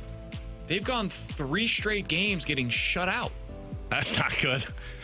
Yeah, they're And then they're calling out players afterwards. Yeah, Sam Adeniran apparently is basically on the trade block. Not a for part of the everybody. team, according to So, the coach. It's bad, man. So I'm gonna say not believe it because I think T-Bone is right. You can turn this thing around pretty quickly. But whoa, boy, it's not pretty right now. Alex, what do you got for us? All right, guys, believe it or not, a Blues defenseman touches 15 goals next year. not. I don't know who would do it. Parayko, who led in last year? Parayko, I think he had 12 or 11. Justin Falk have a couple of years ago. He's at 11. He has had 15 goals in his Blues career. And this is not on the roster. It could be any Blues defenseman, i.e. Oliver Schilling. Trade. Jacob Chikrin, Shea Theodore. I'm gonna say not believe it. I think it's just it's such a high bar to clear, man. How many defensemen last year in the NHL had 15 goals? I'll look that up while you give your answer. I believe this because I do think Drew Bannister is going to put an emphasis on defensemen getting involved in offense. Remember you talking about that last year was after he took over. That was a big thing that he was about in the American Hockey League. And look, it's tough to take over midseason and try and implement your stuff. I know Jamie spoke about that. If he's going to get a full training camp, I would say you're going to see Scott Perunovich and Torrey Krug, when they're in the lineup, if they're in the lineup, be a hard emphasis on being a part of the offense and not just being 3 guys. So I'm actually believing this one. I don't know who it's going to be. Part of me does believe that somebody from the outside makes its way to St. Louis via trade. Somebody's going to get 15 for the Blues There this were year. 9 defensemen in the NHL this year, 9 that had at least 15 goals. Roman Josi, Cale Makar, Rasmus Dahlin, Mackenzie Weegar, Evan Bouchard, Adam Fox, Quinn Hughes, Drew Doughty, and Thomas Harley. The Blues don't have one of those. Agreed. So I'm out. Yeah, I wouldn't believe that either. Guys, believe it or not, we will see a team in the National League make the playoffs below 500. Nah. I think somebody will end up winning in this like 84 to 85-ish games. Somebody will end up adding at the deadline. They'll get there. I don't think that it'll be below 500, but it ain't going to be pretty. I don't think it's going to take a lot to get in. I think 84 to 85 games get you in this year. Yeah, I don't believe a team that is going to get 80 wins gets into the playoffs. So I think you're talking about 84, 85. So I'm not believing this. Yeah, I wouldn't believe it either because I think San Diego's going to be aggressive. Now, granted, I think they make it with like 83 wins, but that's above 500. So I'll say not believe it. All right, 314-399-9646 is the Air Comfort Service text line for Believe It or Not. You give us a scenario, we'll tell you if we're believing it or not. This one comes from the 618. Believe it or not, the Blues will trade Kevin Hayes this offseason and trade for a second-line center. Ooh. I'm saying not. I think Kevin Hayes is on the roster opening night. I don't know how you trade Kevin Hayes. I'm not sure another team is willing to bring that on unless you're eating contract and you got 2 more years of it. Pierre-Luc Dubois can be 50%. traded. Anybody can be traded. And you retain 50% of that. You're at $1.5 million. Somebody will take that. But let's call Pierre-Luc Dubois trade what it is. That's the Washington Capitals purchasing cap friendly and wanting people to not realize what they did with themselves of making that trade. Nobody can look that up. That's why they traded for Luc Dubois. They better go because buy- cap friendly's gone now. They better should go. probably hide it quicker than they did. Yeah, and they should go yeah. buy Wikipedia then too. Their general manager didn't realize that cap friendly doesn't kick in with the Washington Capitals until next season. I wouldn't believe this, but it's not even the part of Kevin Hayes. It's part of them acquiring a number 2 center. I think they want to leave that spot open. I think it's possible if they extend Booch. He is the stopgap number 2 center. I think they're going to just buy time till Dvorsky's ready. And so that's the part that I don't believe in this. All right, 314-399-9646 is the Air Comfort Service text line. We'll keep going quick hitter style. Believe it or not, Walker back in the major leagues before the All-Star break. Not. I'm with you guys. Not. If they are not bringing him up today, I don't think he's going to be back before the All-Star break. Believe it or not, the Cardinals will pick up Kyle Gibson option for next year. Believe it. Believe it. Believe it as well. I think they might for Lynn as well.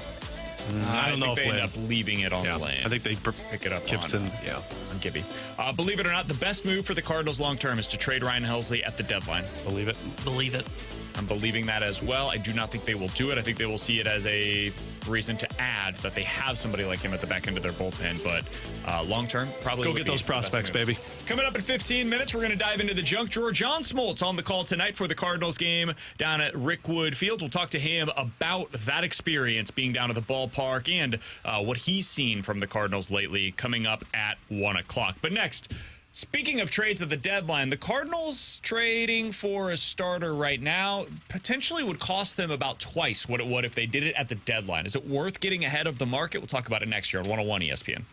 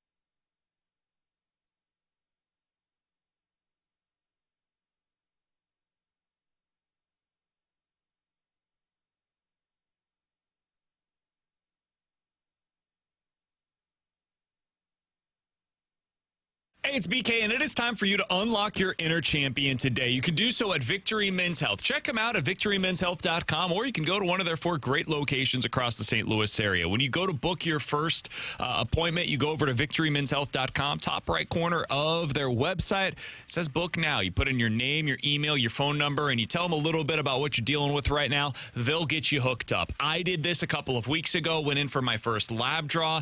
They take that blood, and they will get all of your micronutrient levels. They'll find out where your testosterone is at.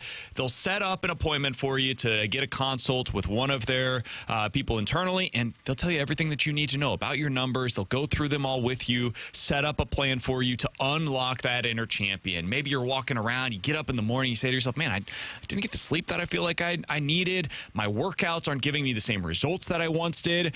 Maybe you're just looking for some help with some weight loss goals that you have that you're not able to accomplish on your own. You've been trying for years. You're not getting the results that you're looking for. Victory Men's Health can help you out. Check them out today. 4 great locations and at victorymenshealth.com.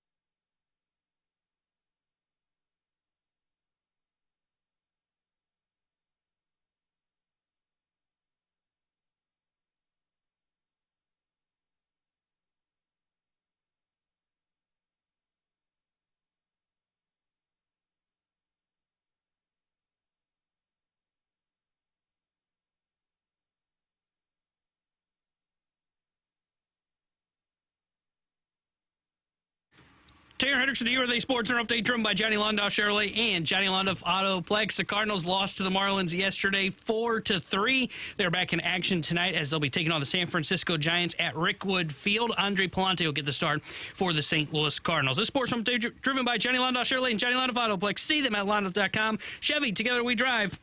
Are you kidding me?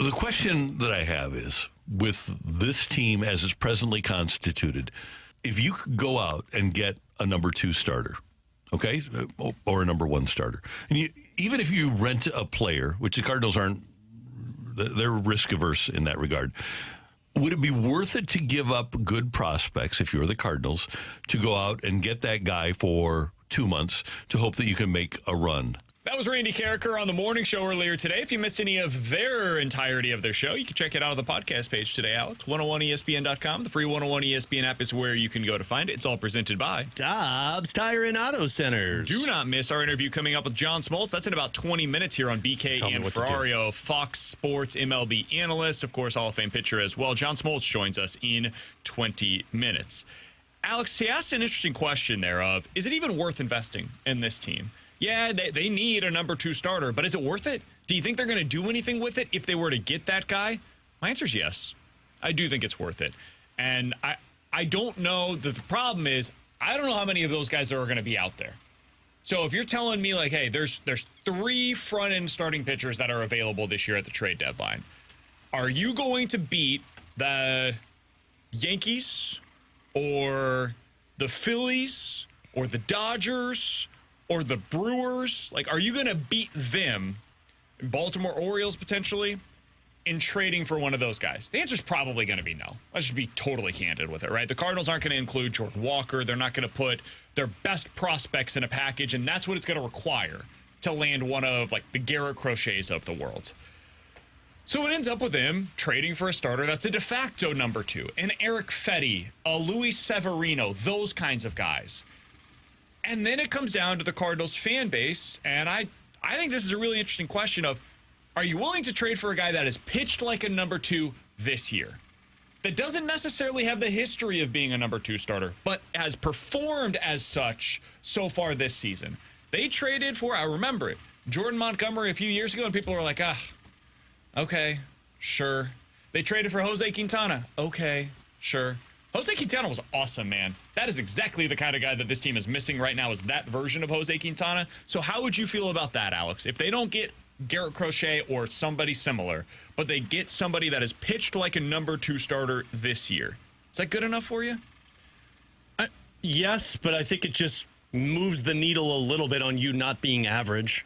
I don't think anything moves the needle unless you're striking big. And I agree with Randy. I'm not sure this team is worth going big for, because I love the idea of Garrett Crochet. Last season, it was go get Logan Gilbert from the Seattle Mariners, because I want a guy that is going to be a number 1, number 2, that's going to be here for 3 to 4 years. Sure. That's where I feel like the Cardinals need to strike but you're big. Giving up Jordan Walker. They're asking for Nolan Gorman. They're asking for Masyn Winn. Like, those are the types of players that the White Sox are asking you for if you're going that route. And that's why I'm not sure. I'm not that I'm not sure. This team's not worth investing in. I wouldn't do that.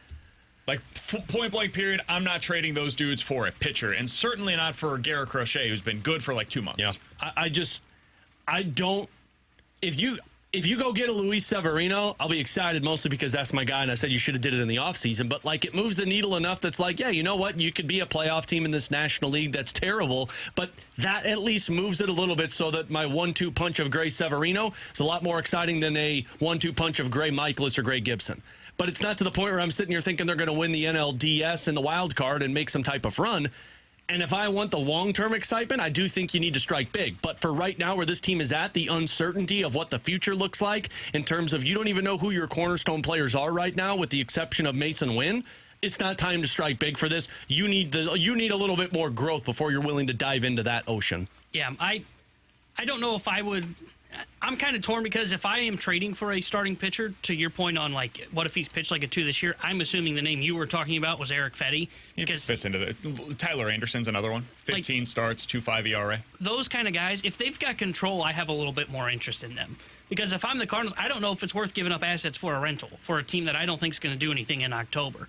But if you're telling me I can go out and acquire a number 2 / kind of a number 3, like, that's what I think Fetty and Anderson are. And I can look at them and go, okay, they're going to slot into our rotation. They're going to make us better. We should get to October, and then we'll kind of see what happens. And we've got them for another year. Okay, I'm a little bit more interested in giving up a couple more assets for that.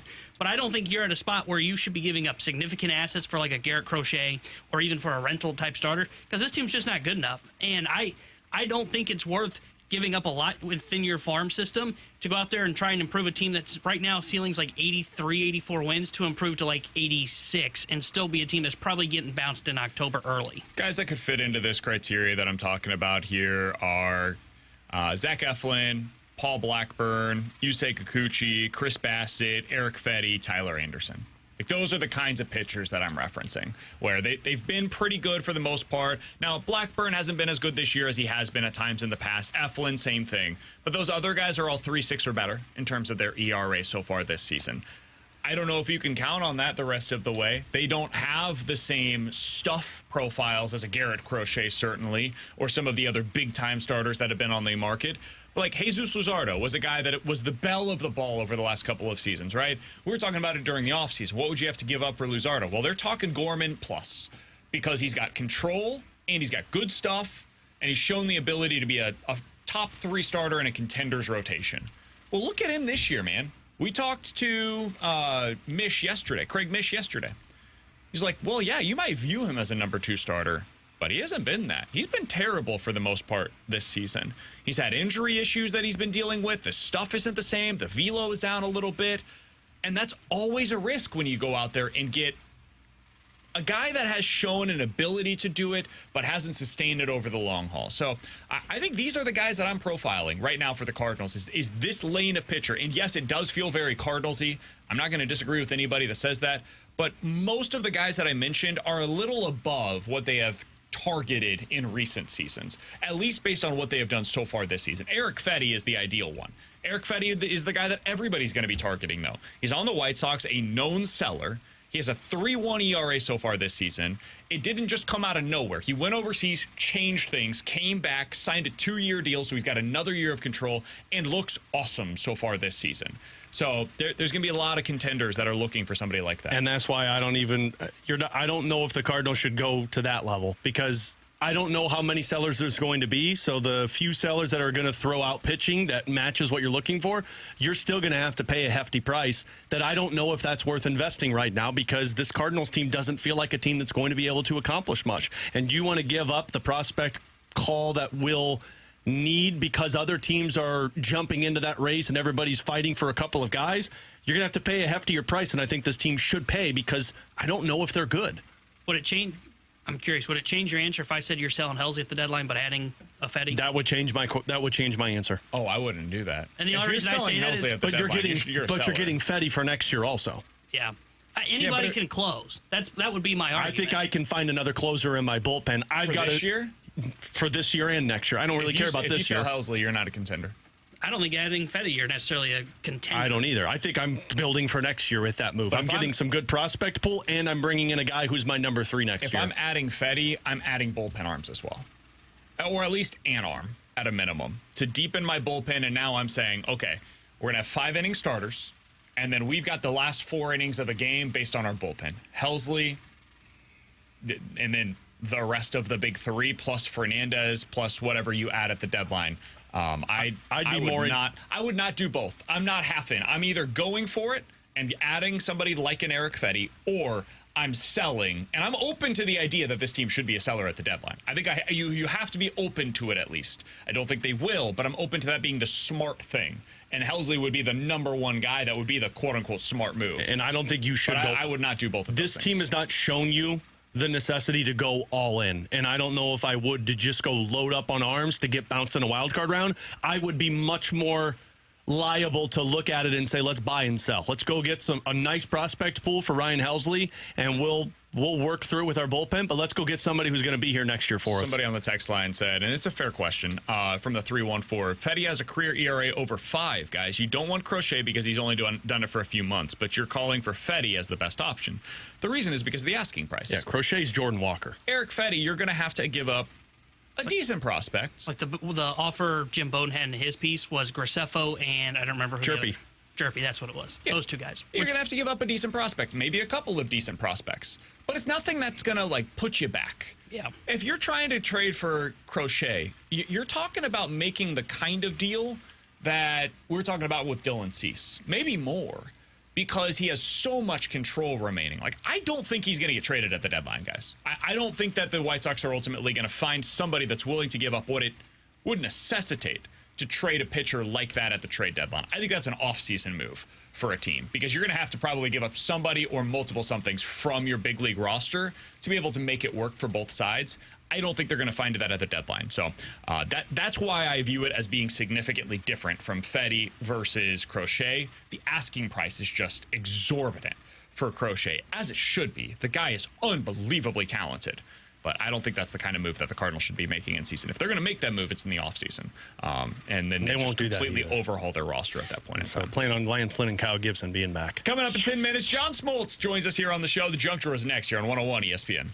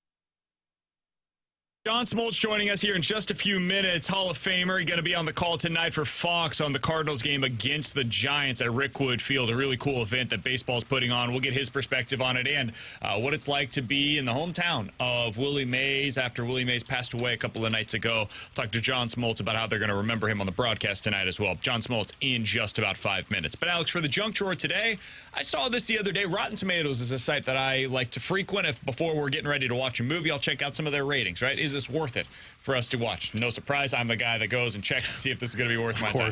Or you just watch it, or like T-Bone's individual who fast forwards through everything. Of course, the uncle. That's who it was. Uncle Joe, I believe is his name.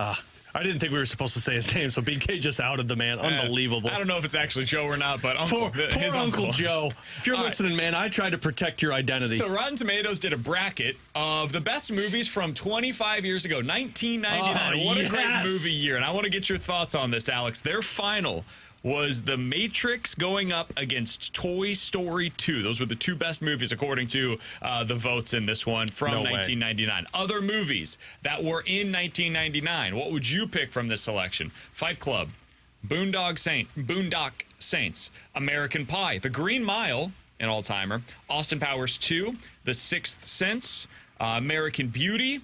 Others that were a part of this include The Talented Mr. Ripley and The Mummy. Okay. So Toy Story 2 is in the finals no matter what. Right now, the final for me would be between American Pie and Fight Club. Although I loved The Mummy. I think a lot of people didn't like The Mummy. I love me some Brendan Fraser in The Mummy and The Mummy Returns. But my final would be Toy Story 2 and American Pie. Has to be. American Pie was a moment. There have been 5 American... I'm not surprised Actually, there's probably been like 10 American Pies. They've made so many off movies from it. There is one movie from the 90s that I feel like everybody always goes back to referencing, and it's Jason Biggs with a pie. That made Jason Biggs a movie star. Him and a pie. An apple pie, T-Bone. What was your number one American Pie movie? Ooh. Number 2... The second American Pie was my favorite, then number 1, then American Reunion, then American Wedding. I thought American Wedding was the worst. I would go American Pie 2. That would be my... When they're in there with the sorority girls, man, it still to this day I would makes go The me Matrix laugh. as my winner, by the way. No I way. went back and rewatched it recently. That lives up to the hype. It can't be there because the second one was better than the first one. Fair. The entire series was fantastic. The new one that they came out with, I thought was really good. I thought the third one sucked. The fourth one was good. Reloaded and then Revolution, right? Second, fourth, third, first. They all stink. No, the second one was incredible. Star Wars is better. Coming up in 15 Let's ask minutes. John Smoltz that, Yeah, well, the hard-hitting questions. John, what was your favorite movie from the 90s? coming up next, John Smoltz here on 101 ESPN.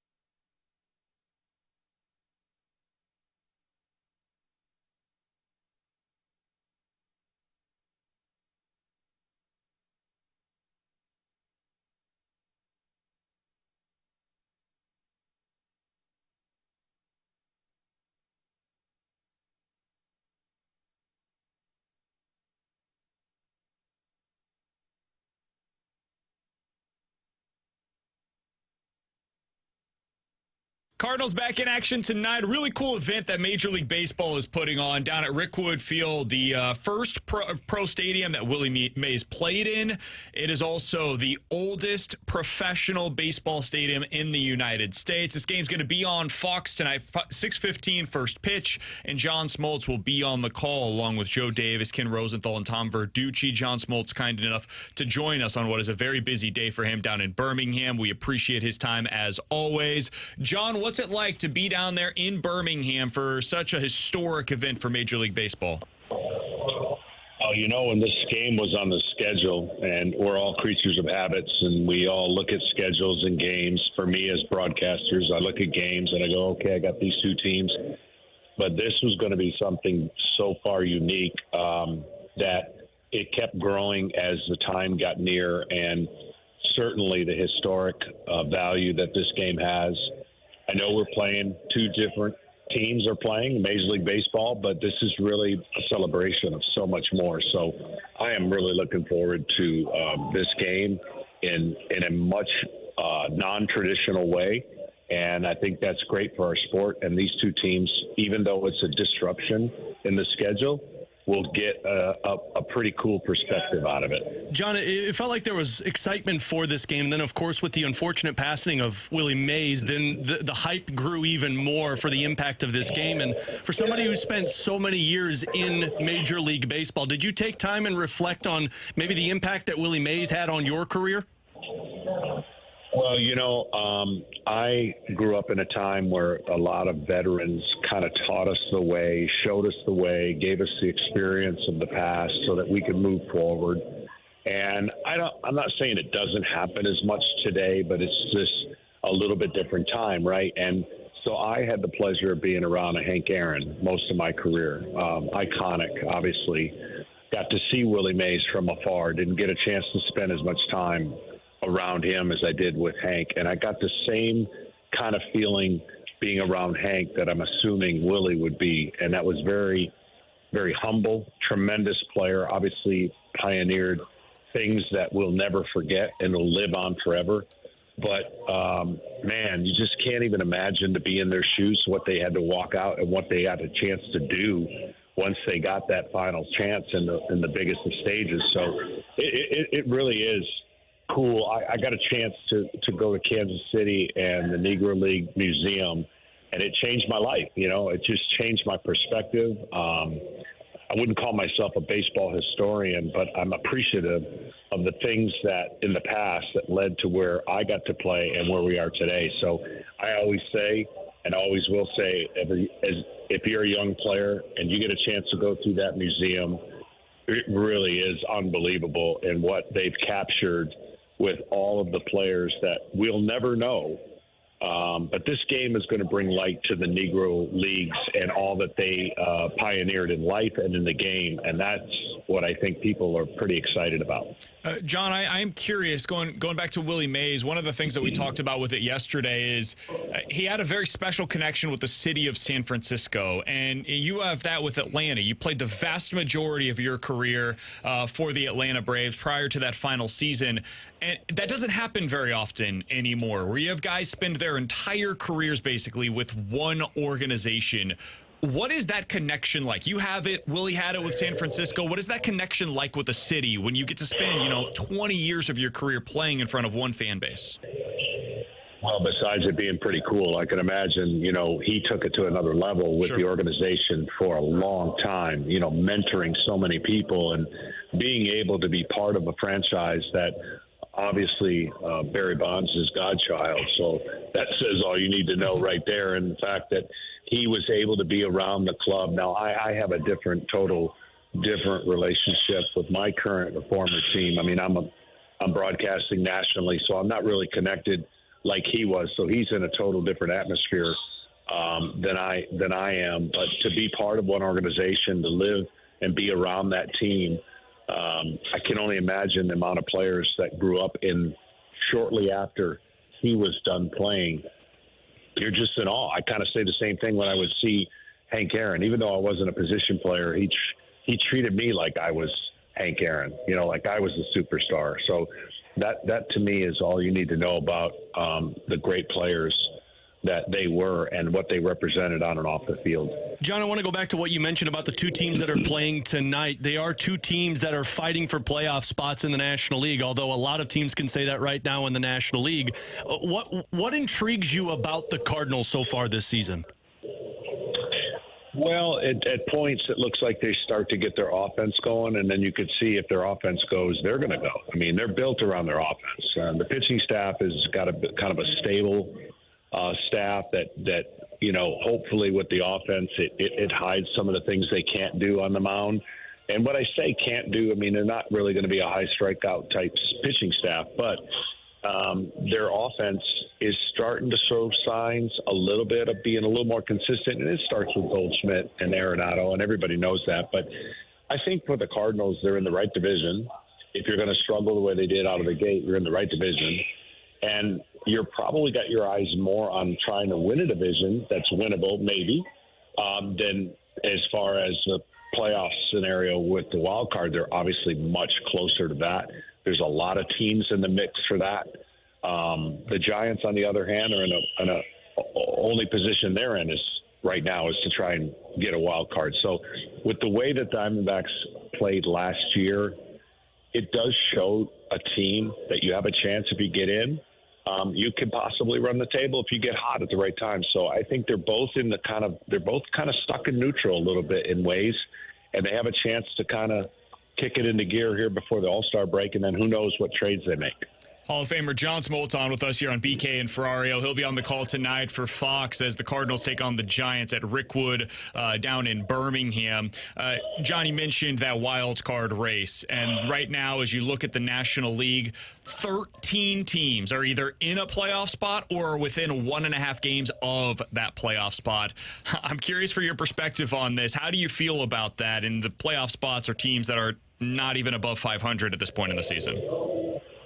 Well, I've been hoping for chaos for years because I just like it. I just think, we're going to get eventually to a playoff system. I think when we add two teams, that's going to be so good that no one will complain about a team under 500 making it or whatever. I know the journey is long, and we want to try to give those teams who have dominated baseball an advantage, and I get all that because I was part of having a 14-year run where we typically had the best records most of those years, and we didn't win World Series either. So it's hard. But I think these teams with the expanded playoff system, the downside for the uniqueness of baseball is the free agent market is a little bit different in the offseason because some teams are more than not are not willing to spend, and they're looking at it like you just saw or like you just said that, hey, we get in, you never know. And it takes less wins to get in. I get that. But I just like more competitive nature for fan base and for the game of baseball to have more compelling stories when we get to September. It's just not great when there's a bunch of runaways. And I know we have some top-heavy teams in the game this year, and they've proven it by what they did in the offseason. But injuries are always a part of our game. They'll always be part of it. And the team that stays the healthiest honestly will have the best chance of winning a World Series. So I personally love it, and I hope it stays this way till the final week of the season. And then the teams that need to separate themselves hopefully get a chance to do that. John, when it gets to that point, do you feel like that impacts the way teams run their organization positively or negatively, whether it's in the offseason or via trade deadline? I think that's the fear factor of some in the game that we're worried that this might have a trickle-down effect in a negative way without that movement of players or signing of players. So I can see their point in that because when you have examples so recently of the Arizona Diamondbacks doing what they did, a lot of organizations are going to try to convince their fan base that we can do it. Now, here's what I don't like. Everybody's assessing their situation of whether they think they're good enough. And we've seen franchises go the wrong way when they're in the playoff hunt, and that's got to be frustrating to your fan base because they may convince themselves that we're not ready and why forego or add when we just sit put. Now, there's some notorious organizations that need to change, i.e. the Pittsburgh Pirates, in my mind, they need to change their philosophy. They can't keep subtracting. They got to add. And baseball's better when they're relevant. And they've got 2 young arms, and they got a pitching staff that would be awfully scary if they got in the postseason. So historically, the Cardinals are never in that spot. They're always in a spot to look and navigate. What happened last year is so confusing to so many people in St. Louis because they're not used to it. So they're a rich organization that are going to have some major decisions to make come the trade deadline based on where they're at. John, on the Cardinals, one of the guys that we've had a pleasure of watching this season, he's really become a fun player to watch on a night-in, night-out basis, is Masyn Winn. He's batting almost 300 on the season, only 22 years old, and plays some of the best defense that you'll see across Major League Baseball. I don't know how much you've been able to take in with him, or if you've had the opportunity to speak with him down in Birmingham so far, but if you have, what's your perspective on Masyn Winn? Well, we have a lot of young, dynamic guys that are making impacts in the game quicker than ever before. We have a rushed greatness to our game, meaning less time to prepare and more time to make an impact. But the adjustment period and the sustainability is a little bit lacking. He looks like he has everything that he needs to make the necessary adjustments to sustain slumps. Doesn't look like defensively he's ever going to get in a slump. He's very athletic. And I think, I know the Cardinals over the years have been talking a lot about their outfielders and the one that weren't able to be good enough, and then they go somewhere else and they're better. And it's just a confusing situation. But when they start getting that kind of production out of shortstop and they get a little more consistency in the outfield, you're all of a sudden building a lineup that has the capability of scoring, because we all know that Goldschmidt and Arenado are going to be better. Their numbers just show it. It's just a historic, slumps that we haven't seen some of these guys go through. So I think that part's good. But to have a shortstop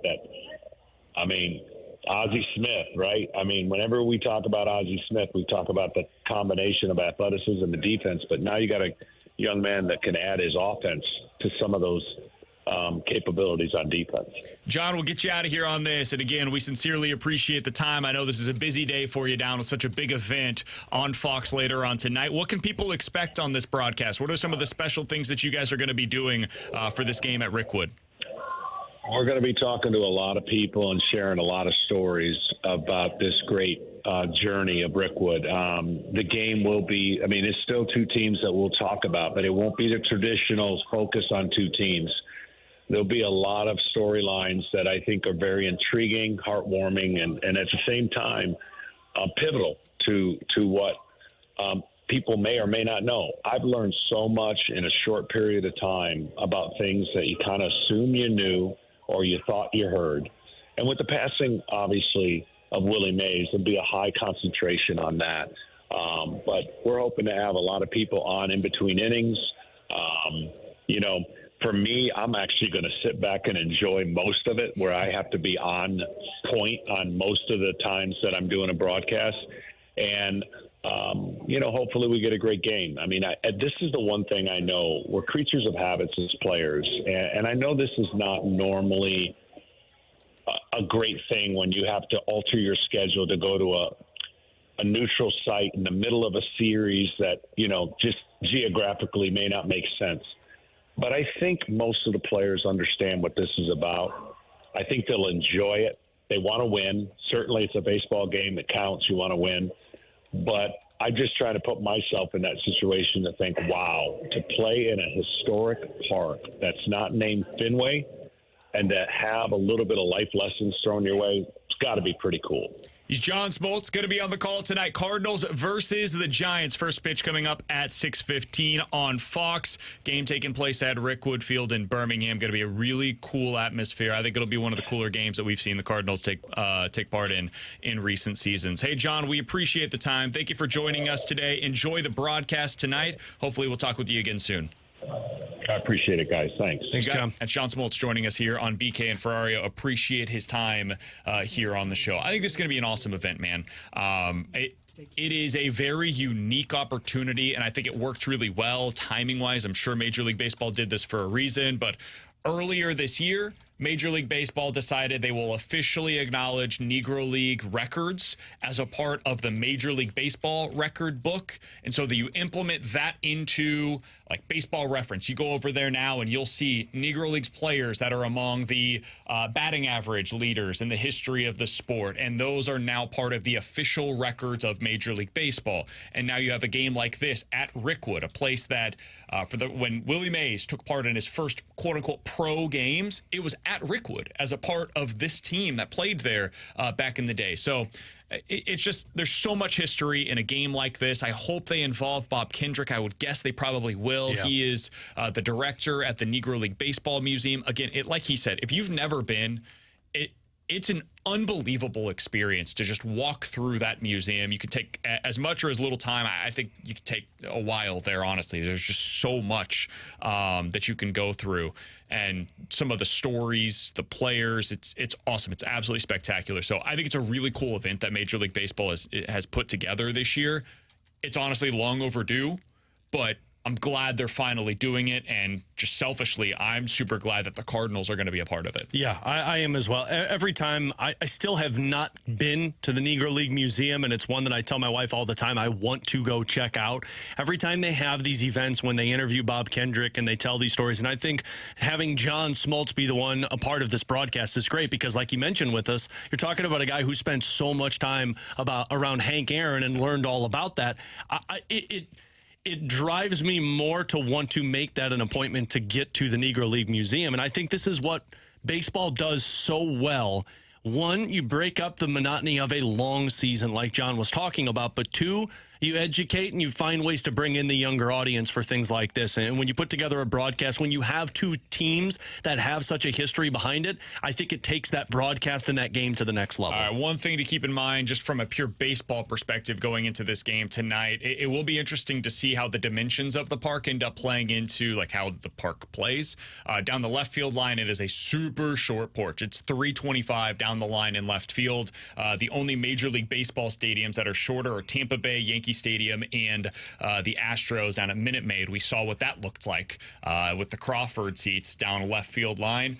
It'll be interesting to see if that potentially affects some of the offense that you could see in a game like this. So, for example, Nolan Arenado, if he's healthy, if he's able to go in this one, he's a dead pull hitter, pulls the ball in the air. This should be the type of environment where he could have some success, put the ball in the air, get it down the line, see if he can have some success that way. So, again, that's just from a pure baseball perspective. Most of this broadcast, though, is not about the baseball on the field. It is about remembering the history of baseball, and I think it's going to be a lot of fun to be able to watch that one. Coming up next, how much does the Cardinals' record against bad teams sway your opinion of this year's team? We'll talk about it next year on 101 ESPN.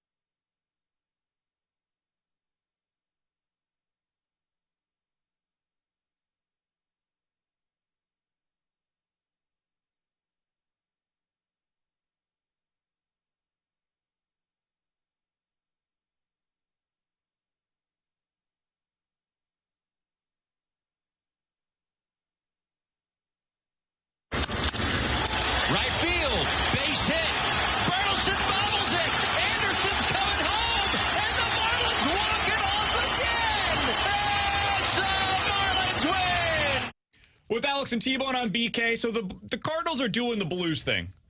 They get you excited just enough for you to be like, okay, maybe? How'd that work out for you this year? Maybe. And then they end up laying an egg against some of the worst teams in the NHL. And that's what the Cardinals are doing. They go up against Miami, 3-game set. You got to take 2 out of 3. Yeah, weird game yesterday. And ultimately became a super frustrating game. You felt like you should have won it, but man, Kyle Gibson going down right before first pitch. He said earlier today, it was like 15 minutes before first pitch, that Matthew Liberatore was going out for the national anthem and was told, hey, you're starting, please go get warmed up. Yeah, that sucks. Yeah, that's not an easy game for you to go out there and win. So they end up losing it, but they should have won on Tuesday, if nothing else. You got to win 2 out of 3 there. You split against Colorado. Going back prior to that, you didn't play particularly well, but at least you took 2 out of 3 against the Angels. You lose 2 out of 3 against the White Sox. That's what you've done against some of the worst teams on your schedule, Alex. How much does that influence the way that we're looking at this year's Cardinals team? Is the way that they've performed against the worst teams on their schedule? It influences everything for me. It's the same thing that we talked about with the Blues and the San Jose Sharks. Like, you could tell me all the time about how you beat up on the Oilers and the Dallas Stars, but you still can't beat the worst teams in the league. And although I did have that false sense of hope that it's like you get into the playoffs, Jordan Binnington could rob you a series, you don't have that on your team / in this sport. Yes, Sonny Gray can steal you a game and this bullpen can, but if your offense doesn't put up any runs, you can't win at 0-0. You're going to have to score runs at some point, and I don't know if your offense can do the same thing that I thought Jordan Binnington could do in the playoffs. So, yeah, it gives me... I can look at what they do when they beat up on the teams that are in the same wild card hunt as them, like the Pirates, like the Mets, like the Reds. You prove to me that you're better than those teams and that you probably are a playoff team. But when I watch you lose to the best teams, and then when I watch you lose 2 of 3 against the White Sox, split a series with the Colorado Rockies, and are unable to score enough runs to beat the Marlins in 9 innings, you have to go to extras to beat them once and then lose twice. It sways my decision, because if you can't beat the bad teams, I don't know what your ceiling looks like in terms of, like, get into the playoffs and anything can happen. Yeah, it sways my opinion, because I think typically, and the reason I say typically is because all the teams in the wildcard race have this same issue to where they're not beating up on the bad teams like you should. Yep. Typically, when you're a team, though, that has playoff aspirations, if you're not beating up on the bottom dwellers, I don't think you're a playoff team. That's why I never bought into the St. Louis Blues this year. If you're going to lose to the Columbus Blue Jackets, lose like 3 or 4 to the San Jose Sharks, you're not a playoff team, because you have too many ebbs and flows within your game to where you can be consistent enough to make the playoffs. And I think that's where I kind of am with the Cardinals. Now, the only reason that I feel a little bit better about them being a playoff team is because they seem somehow, some way, to be able to kind of cut that off when they play against these other teams that are in the wild card mix. It's odd how they can't do this against the bottom dwellers like Colorado, the White Sox, and recently the Miami Marlins. But typically when you see these kinds of ebbs and flows to where these should be teams that you should be able to write in pen you're going to win 2 of 3 from or 3 of 4 from, and you can't do it. To me, that typically means you're not going to be a playoff team, but I think the NL is so freaking bad this year, they probably can still be a playoff team. So that's where I'm at. Of course you are.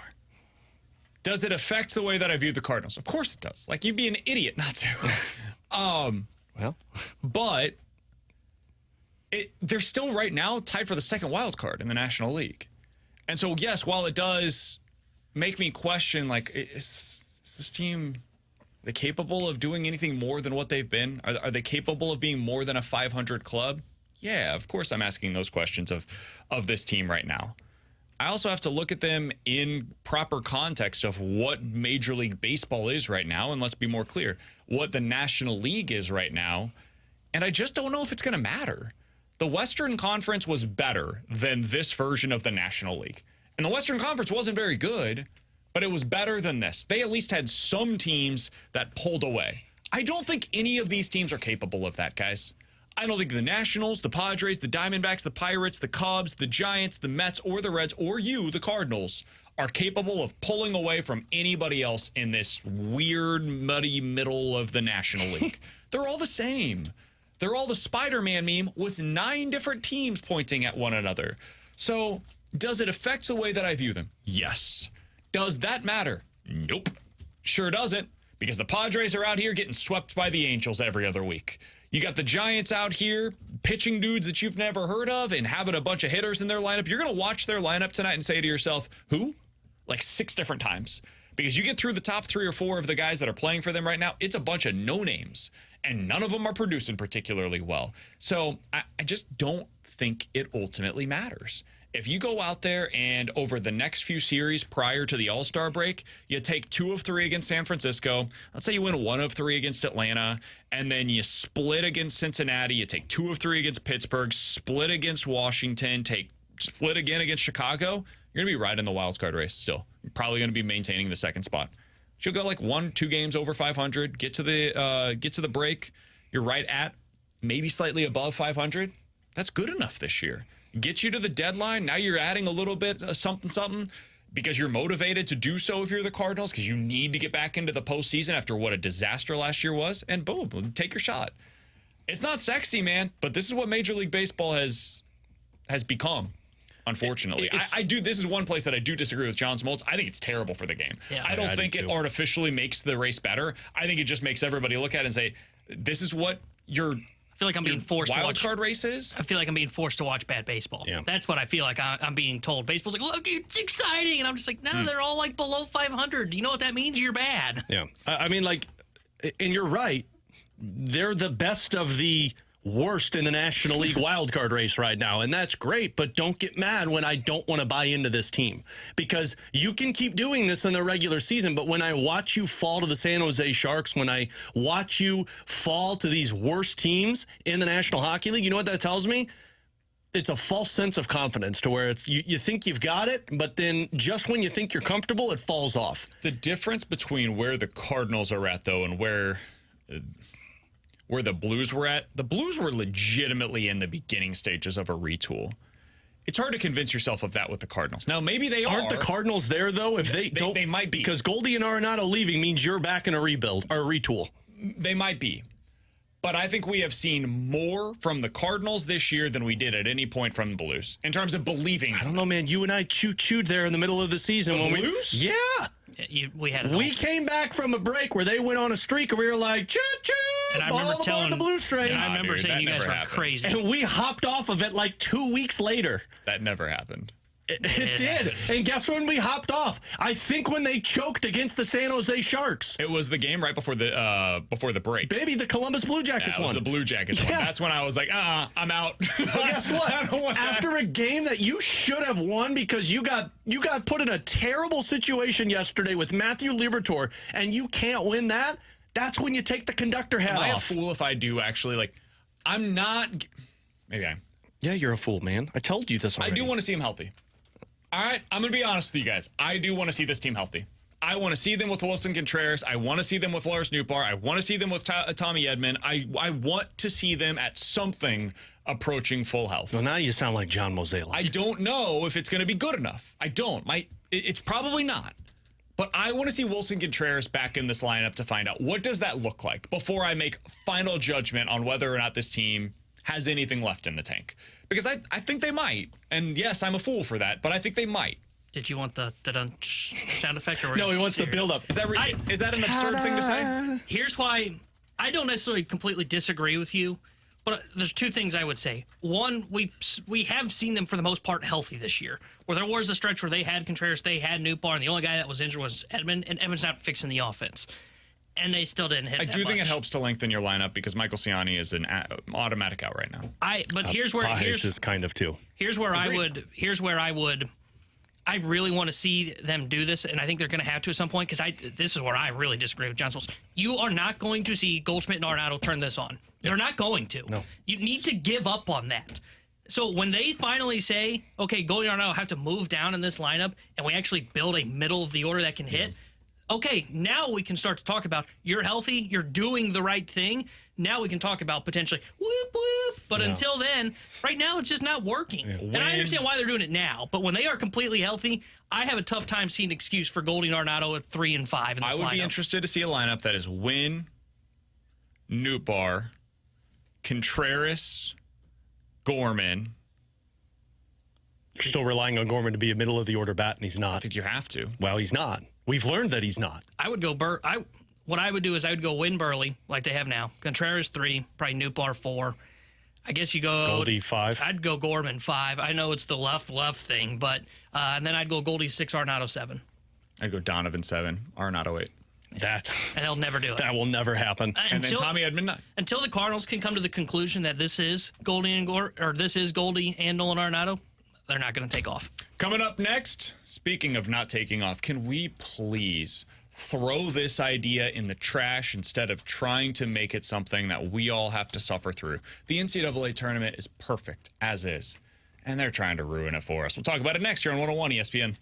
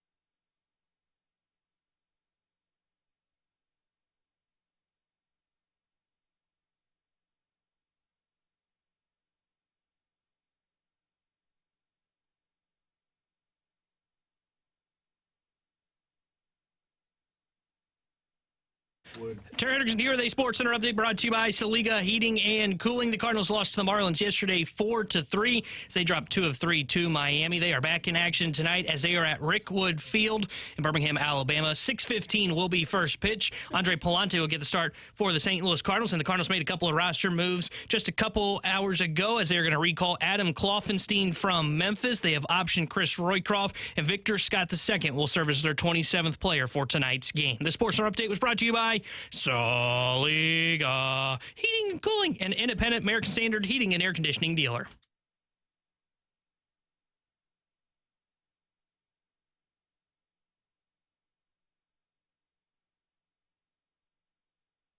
A little bit of news to pass along before we get into the conversation about the NCAA tournament. If you're going to play the lineup game along with the guys here just a little bit, turn your radio down for 10 seconds. All right, 3, 2, 1. No Nolan Arenado tonight. They will be going with Brandon Crawford at third base. Going to get the 48 hours going into the Friday game. So we'll see what ends, or going into the Saturday game, excuse me. So we'll see where he's at. We'll certainly get an update from Ollie Marmol to reporters out in Birmingham later on this afternoon. Find out if it's something more serious. They didn't make a roster move there, so I would guess everything's okay. They're just trying to buy another day of getting him off his feet, hopefully getting that elbow feeling better. But Nolan Arenado going to be off tonight. They're getting Brandon Crawford in the game tonight at third base. It'll be his first professional start at third base in his career. With Alex T-Bone, I'm BK. Alex, they're trying to ruin the NCAA tournament, and I'm not here for it. Of course they are. You know why? Because money, money, money. They had the perfect tournament. The perfect one. Come on, T-Bone. Damn it. It was 64 teams. It was that way for like 30 years, and they decided, you know what? What if we had a 65th? Okay, fine. And then they go to 68. Oh, do we really need these teams? Like, is anybody actually like super invested in these play-in games? You're not watching 2 16 seeds play? The answer is no. What? Nobody's invested in it. Come on, man. You know you're watching. Now they're trying to expand it again. 72 or 76 teams. What? Alex. Brandon. Why? Why do we got to do this?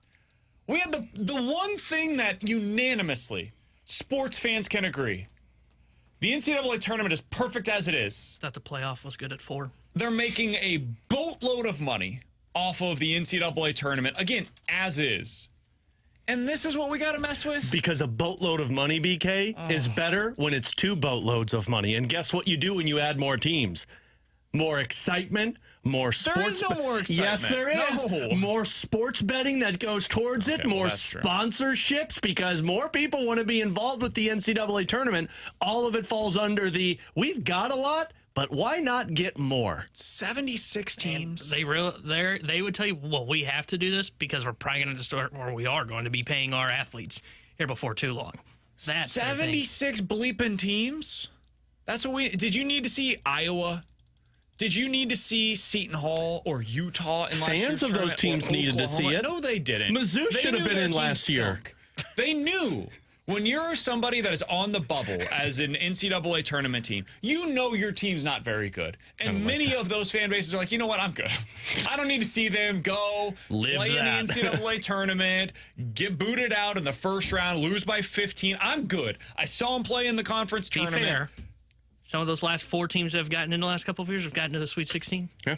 Syracuse, I think, got to the Final 4. Yeah, that was stupid. They shouldn't have been in the tournament. Oh, what? Winning a basketball game is stupid? Yeah, I did not need to see that. And guess what? People probably won a ton of money on Syracuse winning because they bet on them. Nobody bet on them. Nobody. Somebody bet on them. Just because you lost the bet because you took the favorite in that game doesn't mean everybody did it. To get to the Sweet 16, Final Four, whatever. Nobody's betting on Syracuse. Oh yeah, absolutely. This team playing you zone bleed for orange? 25 years. That's why they would bet on them. Man. Don't you? All right, now you're sounding like my old coach. Yeah, now you're. Yeah, T-Bone's coach over here saying. T-Bone's coach over here telling them that you just need 1 point to win. Like we were never going to hold the opponent to 0. We were tiny. You know what? Get the hell out of here. Just because of this stance, I'm on the other side. Everybody gets in. I'm not willing to go that far. Participation trophies. Make this 128 teams. I'm so sick. Most sports are getting ruined because of expanded playoffs. I won't allow it. This is ridiculous. I'm not watching until they get to the 64. This is just the world. Everybody is going to be expanded sooner or later. It's going to be like 3/4 of the leagues are going to start getting into the playoffs because boatload of money is not enough money to survive. Just leave stuff as it is, man. Hey, man, I've been saying that since the NHL went from 1 to 8 to this wild card division crap. Can we go back to 5 in baseball's playoffs? Can we go back to 1 through 8? Everybody would be buried in the NL, and it'd be great. I thought 6 was pretty good. I thought 6 was a good spot. No. Here's what we need to get rid of first. What do you mean it was it? Isn't that where we're at now? Yeah, I did that in my... I was like, T-Bone was processing I was in my it. head going, did this idiot And for just some say? reason in my head, T-Bone was talking about when it was 4. Sure. And I was liked like... 5. I liked the 5. 5 was I like good. the 6. The 6th is 6 not. was good. 6 was good, You know man. what's frustrating, though? It wouldn't matter in the National League this year. Whether it's 5 or 6, it's literally the same. No, if it were 5, you know what the Cardinals would be? Sellers. But they'd be in a wild card spot Yeah, right now. but a false in a wild card spot right now. They would be in a wild card spot today. A false wild card All right, I spot. changed my mind. 4. I wanted to go back to 4. Actually, I just want to go back to 1 from each. You know what? Let's start with all this other. Let's start with getting rid of the NBA play-in games. That would really need to go first. If we're being honest, I think I know why they're doing this. Yes, it is the money, and yes, it is because they're paying players. It's the lawsuit. They know that each need more university is going to be paying $20 million or something like that per year for players here in the not too distant future. And if this adds an extra $1 million per university for a 5 to 7 year stretch, dude, that's worth it to them. That's where they're at. And they're saying, hey, if we could break these up, hey, maybe moving forward, yeah, Turner, we don't know what the future is with them. They have the rights right now. Maybe eventually you see these games on Amazon. They're selling some games to Amazon. Some games are going on Apple TV. Others are on YouTube. Like, it's going to be all over the place, man. That's the future of this. They're just going to be selling different rights deals. Different rounds will be on different channels. It's going to be... Can't wait. Great. So it's going to be so exciting basketball. I love it. Be betting on everything. Coming up next, Parlays on the Circus Sports Illinois app. we're going to give you a chance to score a pair of tickets to see Green Day and Rancid, and we'll hit the BK and Ferrario Rewind here on 101 ESPN.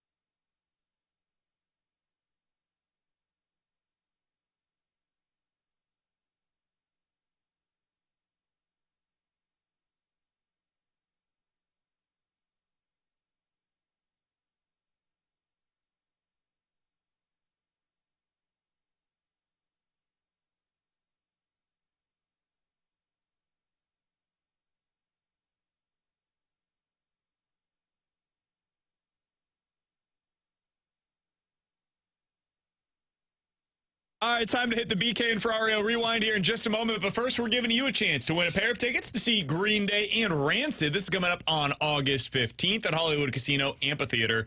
Text in right now at 314-399-9646 with the correct answer to the question that I am about to ask you. And if you are texture number 101, you are getting the pair of tickets to see Green Day and Rancid.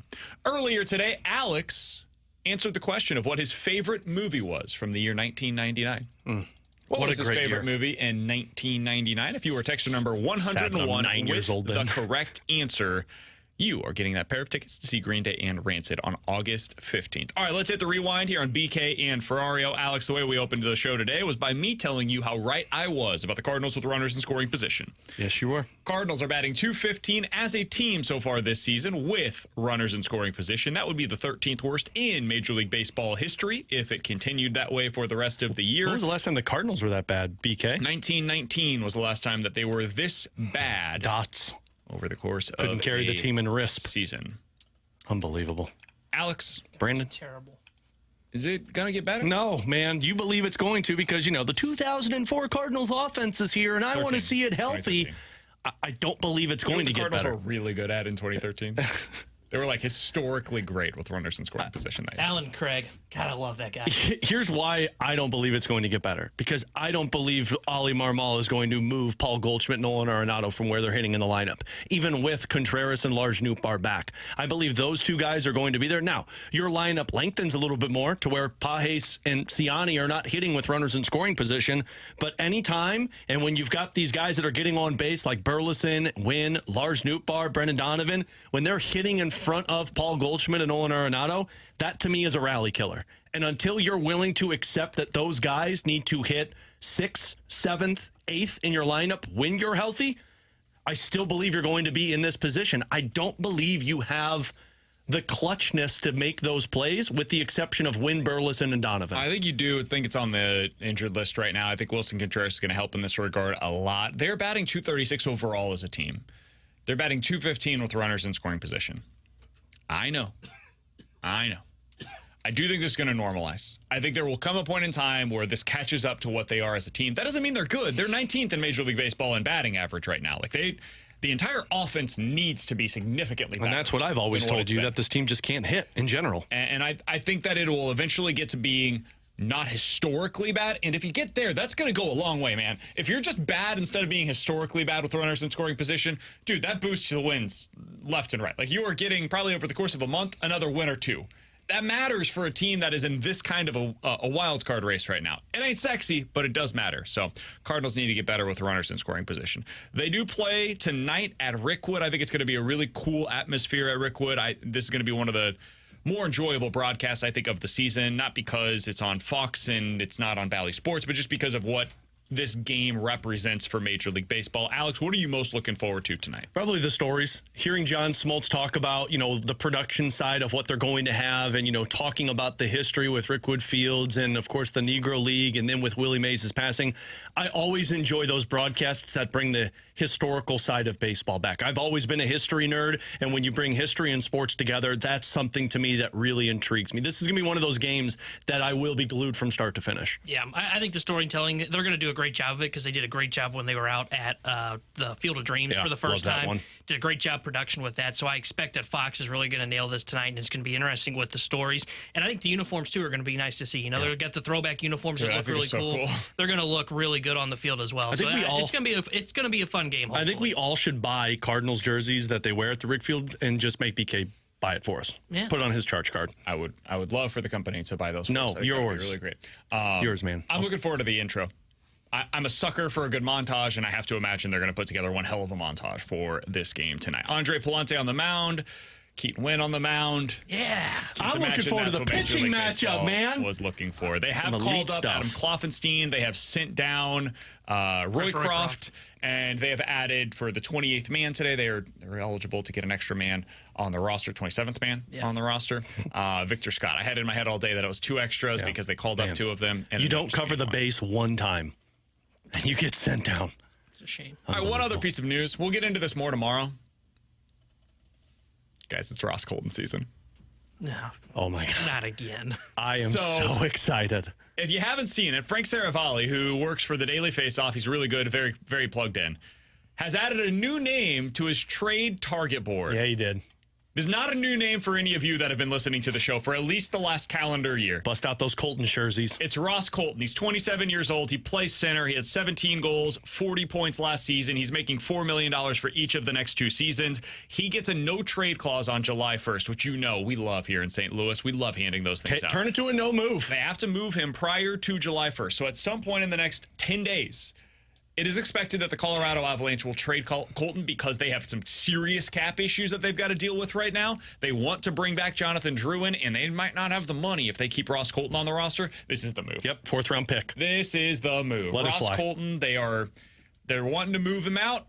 The Blues are in need of a third-line center. They can right the wrong last year of not getting him the first time around. Might be even cheaper now because he has 2 years left on this deal. And they want to get rid of him. You showed your hand. Ross Colton's the move. Yep. So we'll One talk of the about that moves. a little bit more tomorrow. Alex has put together an ideal offseason for the Oh, no. Blues. He'll tell Not you about ideal. that tomorrow. Elite. Enjoy the game tonight. The Fast Lane's coming up from 2 to 6 for Alex and T-Bone. I'm BK. We'll talk to you tomorrow at 11 a.m. here on 101 ESPN.